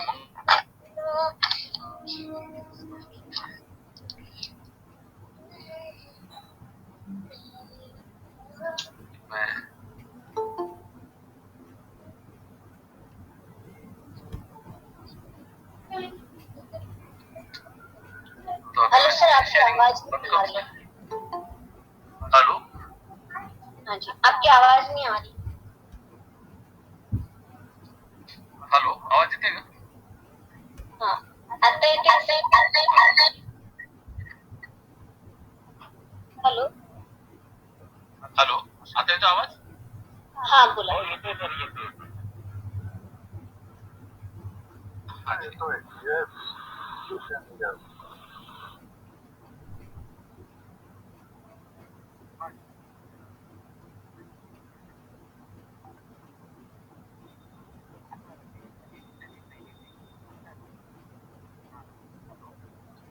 म्हणजे विषय तर होता की बाबासाहेब आणि विपश्यना, पण म्हणजे कुठेही असं क्लिअर नाही झालंय की बाबासाहेबांनी म्हणजे विपश्यनेबद्दल काय बोलले. आणि तुम्ही जो अनाथपिंड आणि जो तुम्ही अनाथपिंडकाला प्रकरण सांगितलं आहे सर, त्याच्यामध्ये काय लिहिलं आहे कि और आदमी चाहे जो करे, चाहे वो शिल्पी रहे, चाहे व्यापार करे, चाहे सरकारी नौकरी करे, अथवा संसार त्याग कर ध्यान भावना में रत रहे. आशीष जी, आपका वीडियो ऑन कीजिए, आपका थोड़ा परिचय दीजिए। आशीष जी, जी हाँ जी, मैं आशीष प्रियदर्शी बोल रहा हूँ सर. हाँ एक बोलिए मिनट, असे. हाँ एक मिनट, बोलण्यावरून बोलत आहे सर. हाँ आशीष जी एक मिनट, मेरे ख्याल से वक्ता का जो है, अगर उनका बात पूरी हो गई है तो आप अपना प्रश्न पूछ सकते हैं, तो उनकी बात पूरी होने दीजिए। हा, त्यांची गोष्ट पूर्ण झाली म्हणूनच मी विचारत आहे. त्यांनी म्हटलंय मला विचारा म्हणून. बर, ओके ओके, तो आप हिंदी में पूछिए क्योंकि बाकी लोग भी जो है, हाँ. तो क्या बाकी लोग भी समझ पाएंगे आपकी बात। और वीडियो ऑन कीजिए, आपका वीडियो ऑन कीजिए, आपका अरे सर, वीडियो ऑन कीजिए, आपका आशीष जी आपका वीडियो ऑन कीजिए। सर माझ्या गावाकडे काय बरोबर नेटवर्क नाही, तर मी स्लॅबवर आहे सर आणि अंधार आहे, म्हणून मी ते दिसणार सुद्धा नाही, म्हणून म्हणतो. गावात आहे मी, गावात. हाँ जी जी जी, बोलिए आशीष जी, बोलिए, आपका प्रश्न पूछिए। माझ्या प्रश्नाकडे फक्त म्हणजे लक्ष द्या. माझा चेहरा नाही पाहिलं तर म्हणजे पाहणार तरी काही फरक पडत नाही सर. नहीं नहीं, अपन कार्यक्रम में रिकॉर्ड, सुनिए आशीष जी, हम कार्यक्रम का रिकॉर्डिंग कर रहे हैं, तो आप अगर आप वैसे पूछेंगे तो ज्यादा अच्छा जाएगा। ठीक है ठीक है, आप पूछिए पूछिए पूछिए पूछिए, प्रश्न आपको पूछिए, हिंदी में पूछिए। इसी स्लाइड के बारे में पूछता ना। हाँ सर, जो आपने अनाथपिंडक वाली जो आपने स्लाइड लाई थी ना सर,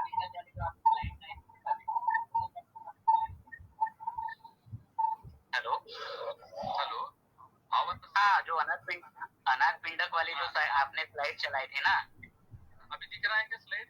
मैंने हाँ दिख रहा है सर. अब आप, हाँ जी जी जी बिल्कुल दिख रहा है.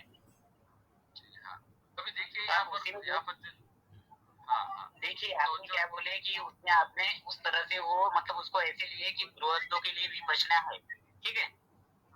हाँ जी, तो मुझे ये बताइए, वहाँ पे तो ऐसे लिखा है कि संसार त्याग कर ध्यान भावना में रत रहे. मतलब बाबा साहब को ये लिखना था कि आप कुछ भी काम करते हो तो मन लगा के करो, दिल से करो, आप कुछ भी करो उसमें से. लेकिन ऐसे वहाँ पे ये नहीं लिखा है सर कि व्यापार करने वाला मतलब ध्यान भावना में रहे, ध्यान करे, या व्यापार करने वाला ध्यान करे, या सरकारी नौकरी वाला ध्यान करे, ऐसा कहीं नहीं लिखे ना उन्होंने तो ये लिखे है कि संसार त्याग कर ध्यान भावना में रत रहे. बिल्कुल बिल्कुल. तो फिर सर ऐसा है, और फिर मेरे मेरे 3 सवाल है सर. मेरे 3 सवाल और है. मुझे लगता है, हाँ, पहला सवाल का उत्तर देता हूँ, फिर दूसरा कीजिए आप, चलेगा? जी बिल्कुल. हाँ, ओके.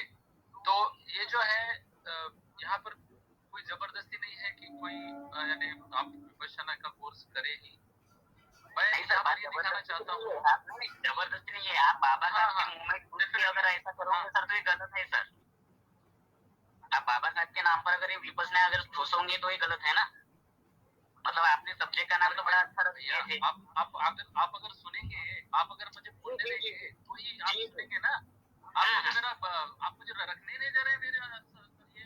बोलिए सर, बोलिए। आप मुझे बात करने दीजिए ना, मुझे बात करने दीजिए। आप चुप रहिए, बिल्कुल मुझे बात करने दीजिए। आप आवाज बढ़ाए, मुझे नहीं बढ़ाते आता आवाज। नहीं, बात कीजिए। आप शिक्षण वाले हो साहब। मुझे शिक्षण वाले साहब। मैं भी एक बौद्ध आदमी हूँ और मैं भी बाबा साहब का अनुयायी हूँ और मैं भी बाबा साहब को पढ़ चुका हूँ। आपके पास ठेका नहीं है बाबा साहब का, समझिए आप तो विपसना का कितना भाई नहीं सचिन जी। हेलो कठोर आवाज विपसना ये जो बात चल रही है ये बहुत गलत है। हेलो आप उनको कुछ भी बोलते रहेंगे और लाइक कुछ सुनते रहेंगे। नहीं तो विपसना का ये फायदा हो रहा है क्या अभी? विपसना का गलत इस्तेमाल हो रहा है। ये सचिन जी आपका गुस्सा आप लड़ सकते हैं, आप में ताकत रहती है। हाँ तो अपनी ताकत दिखाइए अभी। आंसर का जवाब दीजिए आशीष प्रियदर्शी का। आशीष जी कोई भी एक आगे बात करे भाई, कोई एक आगे। हाँ तो किसके लिए है ध्यान भावना? किसके लिए है?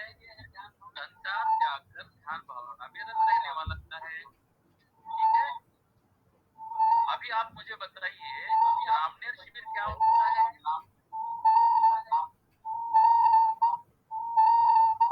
आप ही बताइए। आवाज क्लियर नहीं आ रही है मेरे ख्याल से, इसकी आवाज क्लियर नहीं आ रही है। हेलो तो फिर अंदर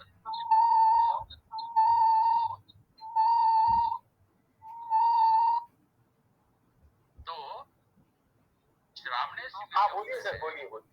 उसमें पंचशील लिया जाता है, उसमें अष्टशील का पालन किया जाता है, उसमें च्यूअर लिया जाता है।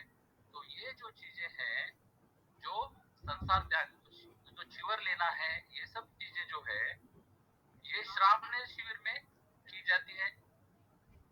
तो की जाती है कि नहीं की जाती? तो ये जो श्रावणेर है ये घर छोड़कर जाते हैं कि घर में रहते हैं? कोई भी और किसी की भी आवाज नहीं सुनाई दे रही है। नहीं, आवाज सुनाई दे रही है। हेलो हेलो, आवाज सुनाई दे रही है, बोलिए सचिन जी, बोलिए। हाँ हाँ, तो जब हम और घर छोड़कर जाते हैं, अरे कोई और बाइक चल रहा है। डबल आवाज में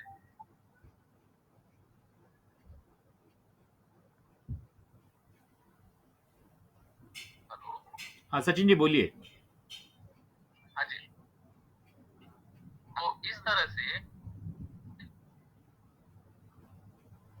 भिक्षु से ले सकते हैं शील, या फिर किसी अन्य मनुष्य जो शील का पालन कर रहा है, या फिर कोई ऐसी जगह बना रहा है कि जहां पर आप अपना घर छोड़कर जा सकते हैं, अष्टशील की पालन कर सकते हैं। अब जो हम हर 8 दिन पर जो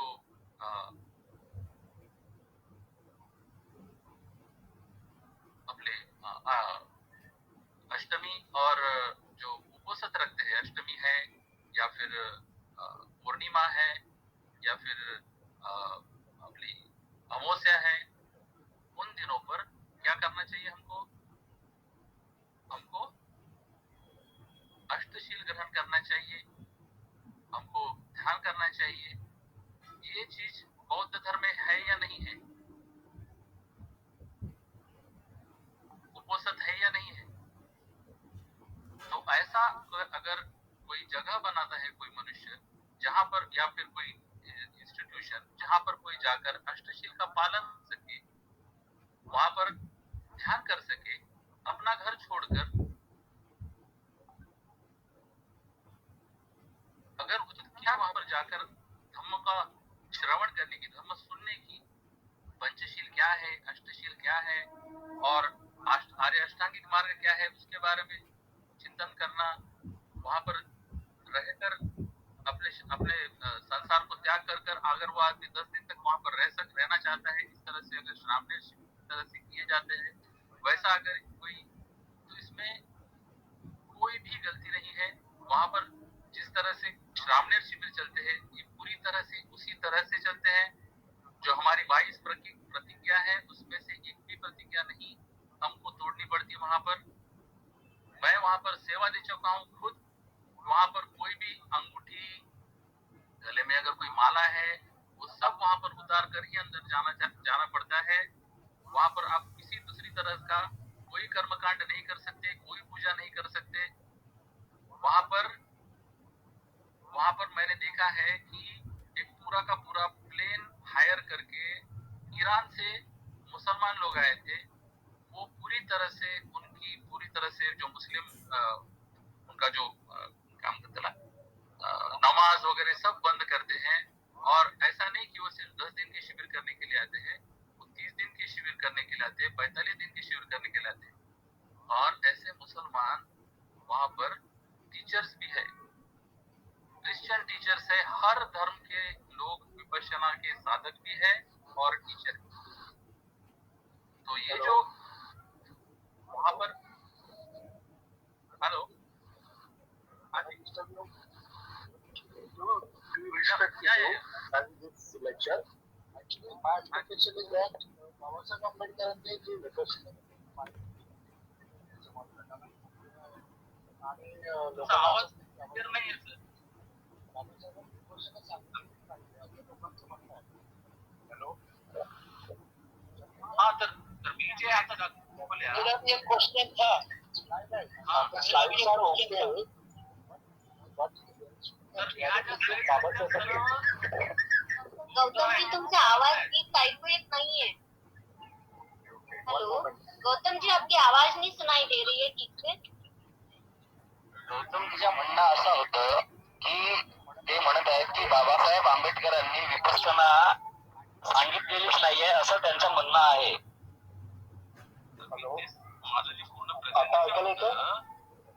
हॅलो, हाँ इतना ही गौतम जी बोला। गौतम जी, एक भी जगह ऐसा संदर्भ नहीं मिलता जहाँ बाबा साहब ने विपश्यना का सपोर्ट किया है।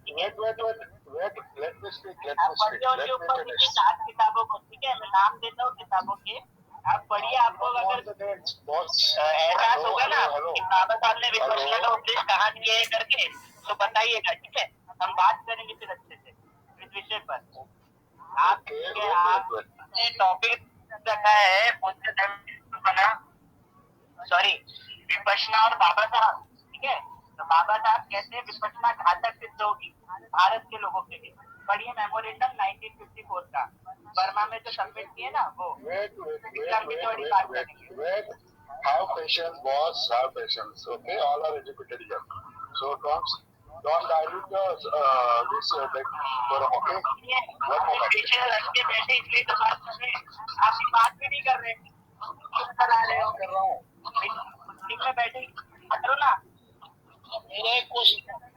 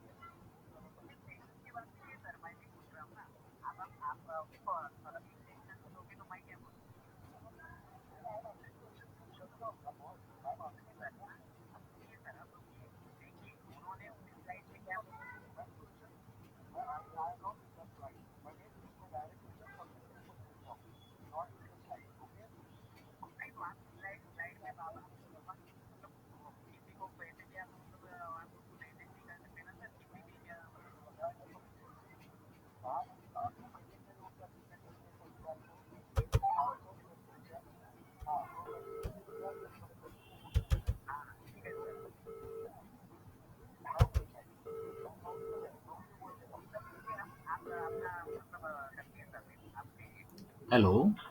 हॅलो हा सर. हा, मोबाईलवरून जॉईन झालं होतं का? लेफ्ट म्हणून दिसतंय. मी म्हटलं लेफ्ट नाही नाही नाही ते चालू आहे ऐकत. नाही मी म्हटलं की ते लेफ्ट म्हणून दिसलं ना. मोबाईलवरून नाही, कनेक्शन होतं का? नाही का? हा मोबाईलवरूनच कनेक्शन आहे, लेफ्ट नाही झाली. अच्छा, तर म्हणून ते लेफ्ट झालं ते. परत रिजॉईन करायला लागेल. बरं ठीक आहे, तिथे अनाउन्समेंट करायचं. अनाऊन्स करायचं की फक्त 2 क्वेश्चन वगैरे घ्यायचं आणि मर्यादामध्ये म्हणजे आपल्या सर्वांनीच कारण गंभीर विषय आहे तो. हं? समाजामध्ये मतभेद आहे ते आपल्या कार्यक्रमामध्ये पण दिसेलच ते. असं सांगून काय होतं आणि आपण आपण कार्यक्रम आपली जी मर्यादा आहे, वेळेचं बंधन आहे. नाही वेळेचं बंधन आम्ही पाळणार आहोत. 9:15 आपण संपवू. 5-10 मिनिटामध्ये 1-2 प्रश्न घ्या आणि चर्चाचा आराम विराम देऊ. ठीक आहे? ठीक आहे. ओके.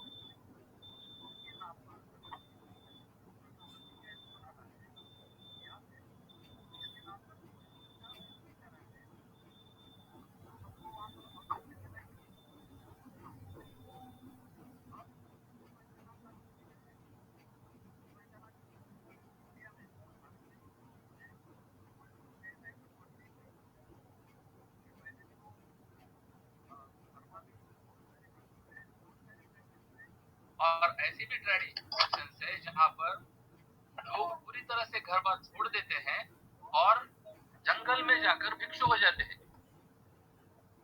ऐसी जो विपश्यना की ट्रेडिशन है जहाँ पर लोग घर बार पूरी तरह से छोड़कर भिक्षु बन जाते हैं, यह ट्रेडिशन ऐसी नहीं है।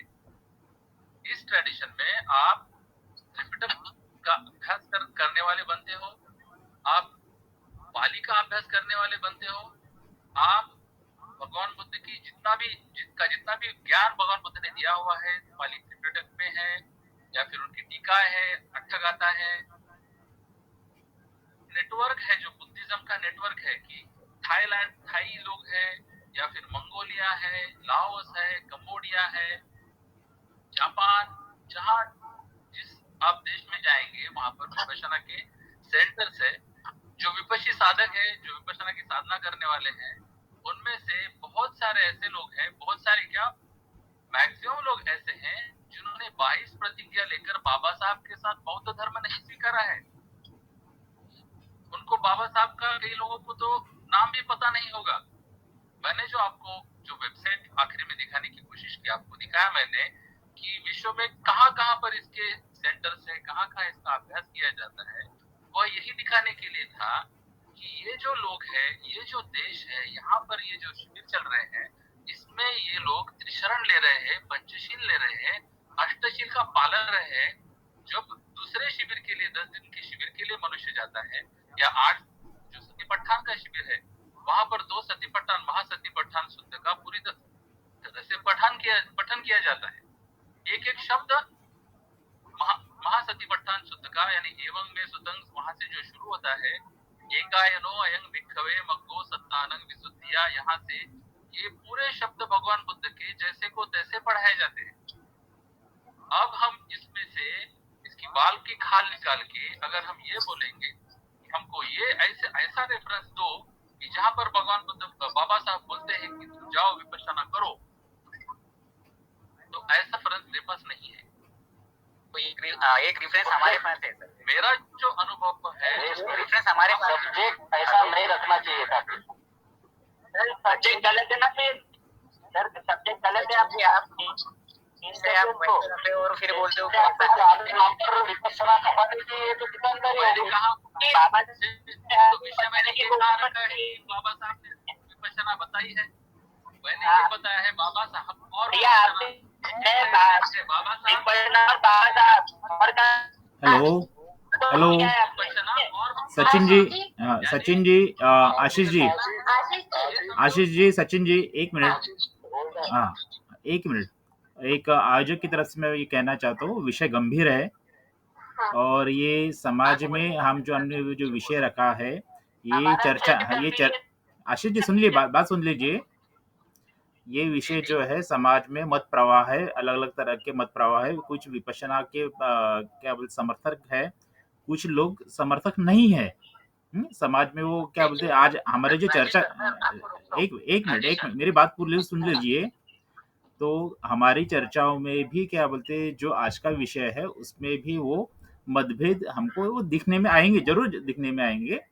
तो हम यहाँ पर क्या बोलते एक दूसरे से मैत्रीपूर्ण व्यवहार करेंगे या चर्चा करेंगे तो बात समझ में आएगी। सुनिए, और समय की मर्यादा भी है, समय की मर्यादा भी है। हाँ, क्योंकि जस्टिफाई करिए ना सर, ठीक, सब्जेक्ट आपने जो ये टाइटल लिखा है उसको जस्टिफाई नहीं कर रहे हो, आप बोल रहे हो कि ऐसा नहीं होगा। आशीष जी सुन लीजिए। हाँ, तो देखिए देखिए ये चर्चा, we can talk later also. Please continue this meeting as it is. Okay. आम्ही गणेशजींनी पण नंबर दिलेला आहे, मीटिंगला न्याय नाही दिला आहे सर। आणि 1-1.5 घंटा तिकडे फक्त पुस्तकी वाचून आणि इकडे तिकडच्या गोष्टी सांगून वाया घालवला। नंतर एका सब्जेक्टला समजा न्याय देऊ शकत नाही। बाबासाहेबांना घेऊन त्या विपश्यनेला खपवलं जात आहे आणि इथं म्हणत आहे की टायमिंगचा हे आहे, पहिले सॅटिस्फाईड करो आन्सर को। आशीष जी, जर तुमच्याकडे नॉलेज आहे ना, आपण नंतर डिस्कस करूया। ओके आशीष जी, ये चर्चा अभी आज की चर्चा नहीं है, पिछले 20-25 सालों से चर्चा चल रही है। ये सचिन जी को भी सवाल है ना, सचिन जी भी अगर आते हैं डिस्कशन में तो ठीक है, हम भी देखते हाँ, नहीं, बिल्कुल प्यार से बात करते साहब, बिल्कुल ये चर्चा चलने वाली है। क्या बात नहीं करने दे रहे? अरे भल्ट की तरफ लेके जा रहे हो आप, कुछ भी बता रहे हो। बाबा साहब ने कहा बोला ये रेफरेंस दीजिए, बात करने कीजिए बस।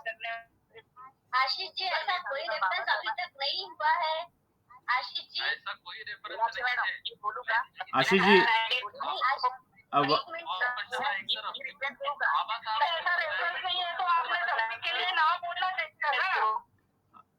आशीष जी, नहीं बाबा साहब ने विपश्यना को अभी जो वक्ता है, अभी वक्ता को बोलने दीजिए, उनका ये विषय है, उनको बोलने दीजिए। बताया है आशीष जी, आप मेरी बात सुनिए। इस तरह से मुझे सुनना नहीं है, आपके पास नहीं है तो आशीष जी, हमारे वक्ता ने हमें बताया है कि ऐसा कोई भी रेफरेंस उनके पास आज तक नहीं अवेलेबल हुआ है। और मिलिंद प्रश्न में आप सुनेंगे, थोड़ा कष्ट करेंगे हमारी बात सुनने के लिए प्लीज। मैं देता हूँ आपको रेफरेंस, आप मुझे पूछिए। हम आपको पिछले 15 मिनट से सुन रहे हैं, आप सुन लीजिए।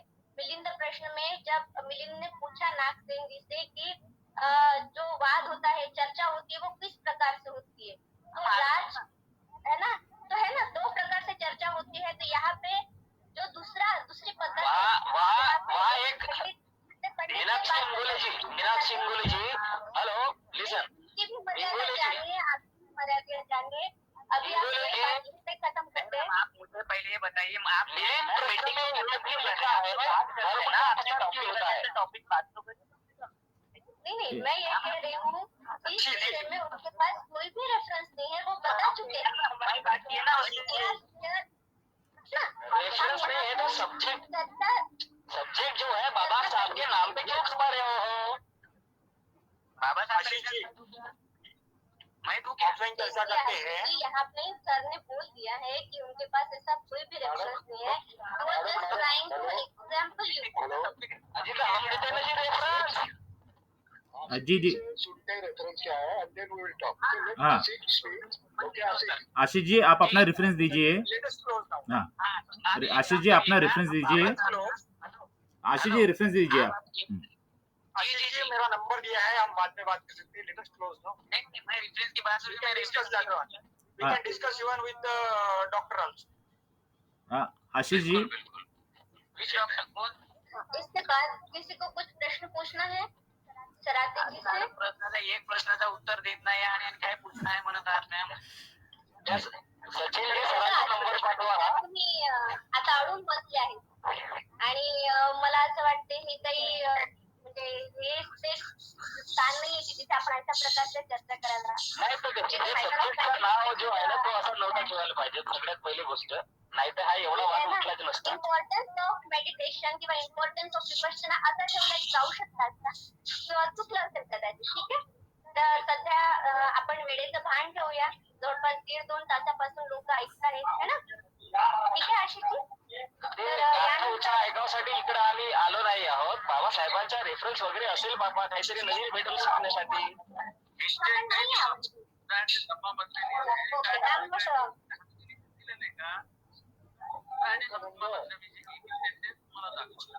माझ्या हाताने दिलंय का?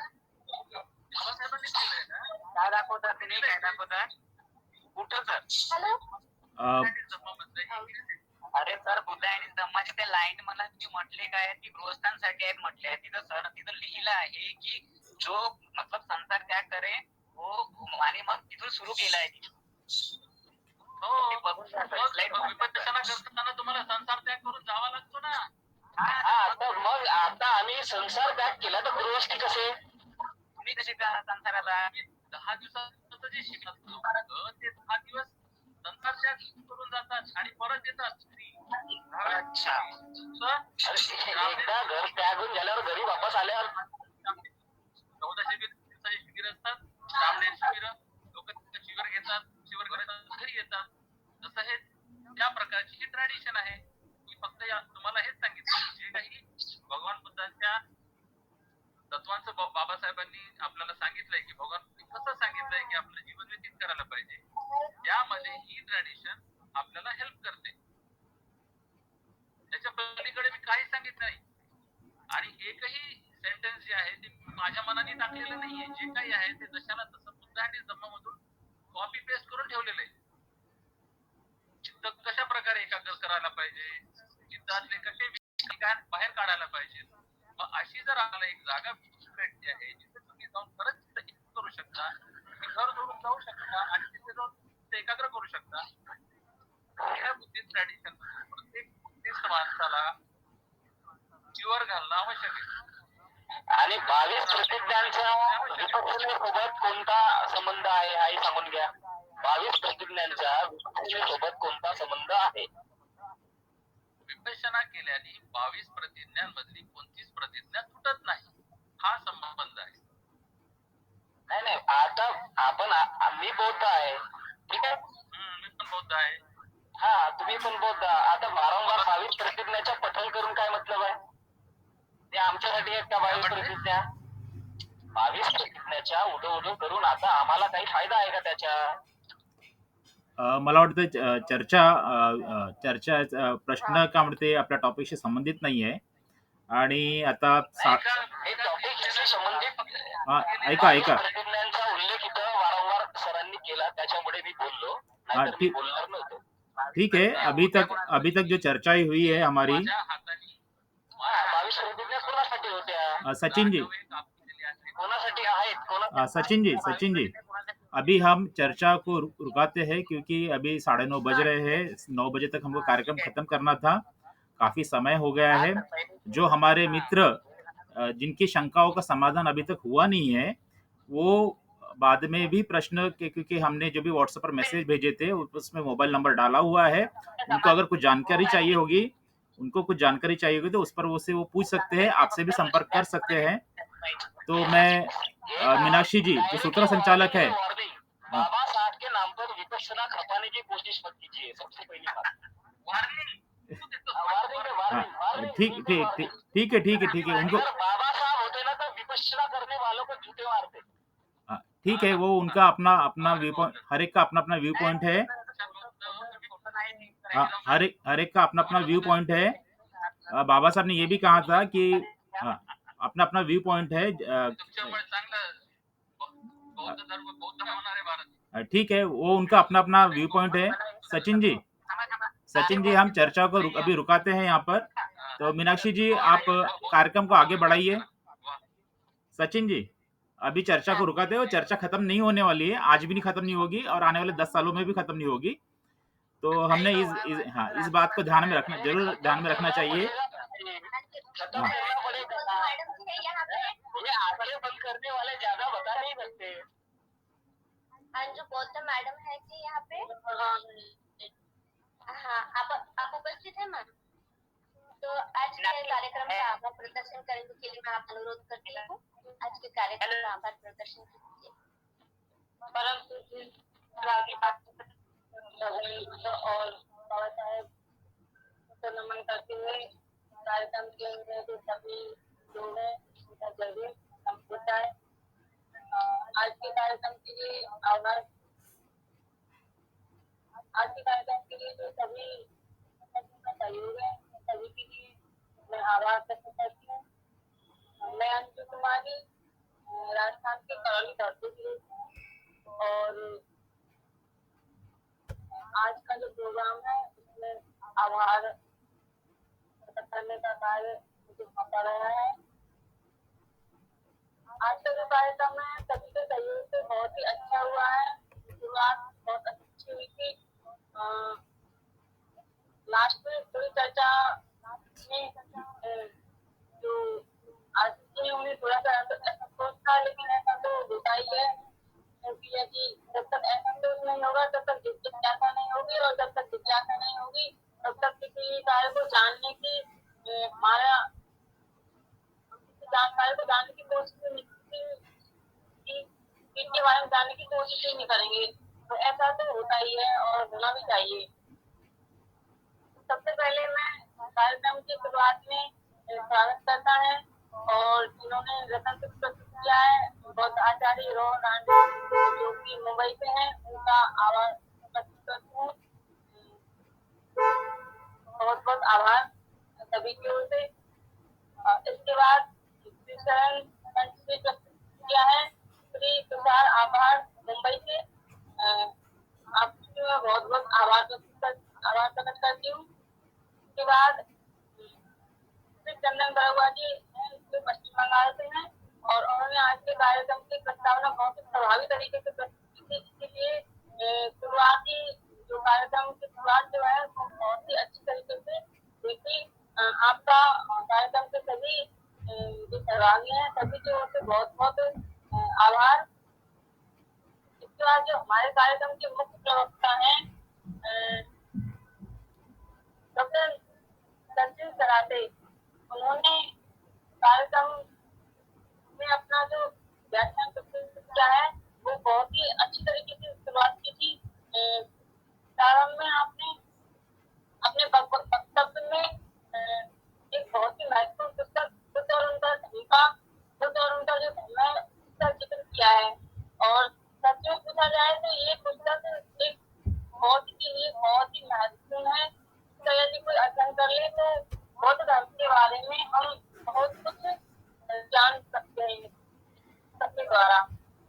इसके बाद आपने गौतम बुद्ध के जीवन की उस घटना का वर्णन किया है जिसके द्वारा वे मध्यम मार्ग से अग्रसर हुए।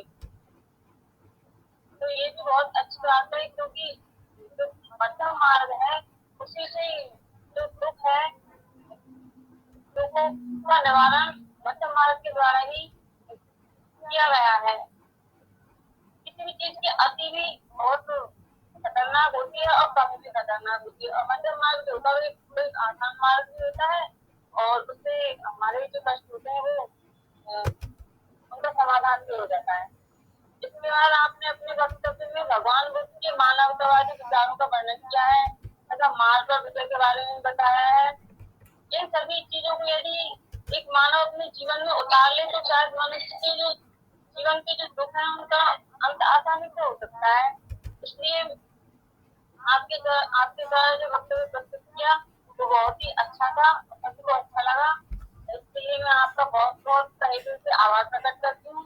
साथ ही जो कार्यक्रम के संचालक हैं और मैडम मीनाक्षी, नाम मैं भूल गई, मीनाक्षी इंगोली, आपने बहुत ही अच्छा संचालन किया है और मुझे भी बहुत अच्छा लगा। और आगे चल के मैं भी ऐसा करने की कोशिश करूंगी, आपसे सीख लूंगी। और इसके साथ ही जिन्होंने मुझे इस कार्यक्रम में बोलने का मौका दिया है उनका मैं बहुत बहुत तहे दिल से आभार प्रकट करती हूँ। सर डॉक्टर राजेश पांडे जी, जिन्होंने मुझे इसके लिए प्रेरित किया है। इसके साथ ही मैं सभी का तहे दिल से अपनी ओर से बहुत बहुत आभार प्रकट करती हूँ। अच्छा, धन्यवाद अंजू जी। कार्यक्रम की समाप्ति हम धम्मपालन गाथा से करने वाले हैं, तो तुषार आवाड़ जी से विनंती करती हूँ कि वह धम्मपालन गाथा की शुरुआत करें। तुषार आवाड़ जी। शुरू करता हूँ। हाँ जी। सर्व पापस्य अतरणं कुशलस्य उपसंपदा सच्चिद परयोदपनम् एतं बुद्धान शासनं धम्मं चरे सुचरितं नतं कुचरितं चरे धम्मचारी सुखं सेति अस्मिन् लोके परं च न तावता धम्मधरो यावता बहुभासति यो च अपम्निसत्वानं धम्मं कायेन पश्यति सर्वे धम्मधरो भोजियो यो न धम्मं पश्यति नत्थि मे शरणं भयं बुद्धो मे शरणं वरम् एतेन सज्जवचेन भूतु मे जयं नत्थि मे शरणं भयं धम्मो मे शरणं वरम् एतेन सज्जवचेन भूतु मे जयं नत्थि मे शरणं भयं संघो मे शरणं वरम् एतेन सज्जवचेन भूतु मे जयं सा सा सा साधु साधु साधु। धन्यवाद तुषार जी। इसी के साथ मैं आयोजक की तरफ से यह कार्यक्रम यही समाप्त हुआ ऐसी घोषणा करती हूँ। धन्यवाद। जय भीम। नमो। जय भीम। अगले शनिवार को इसी समय पर मिलेंगे हम सभी लोग। अच्युत भोइटे जी उस दिन मार्गदर्शन करने वाले हैं, जनगणना और बौद्ध में भारत इस विषय पर वो मार्गदर्शन करने वाले हैं। तो हम अगले शनिवार को शाम को 7:30 बजे मिलेंगे। धन्यवाद। जय भीम।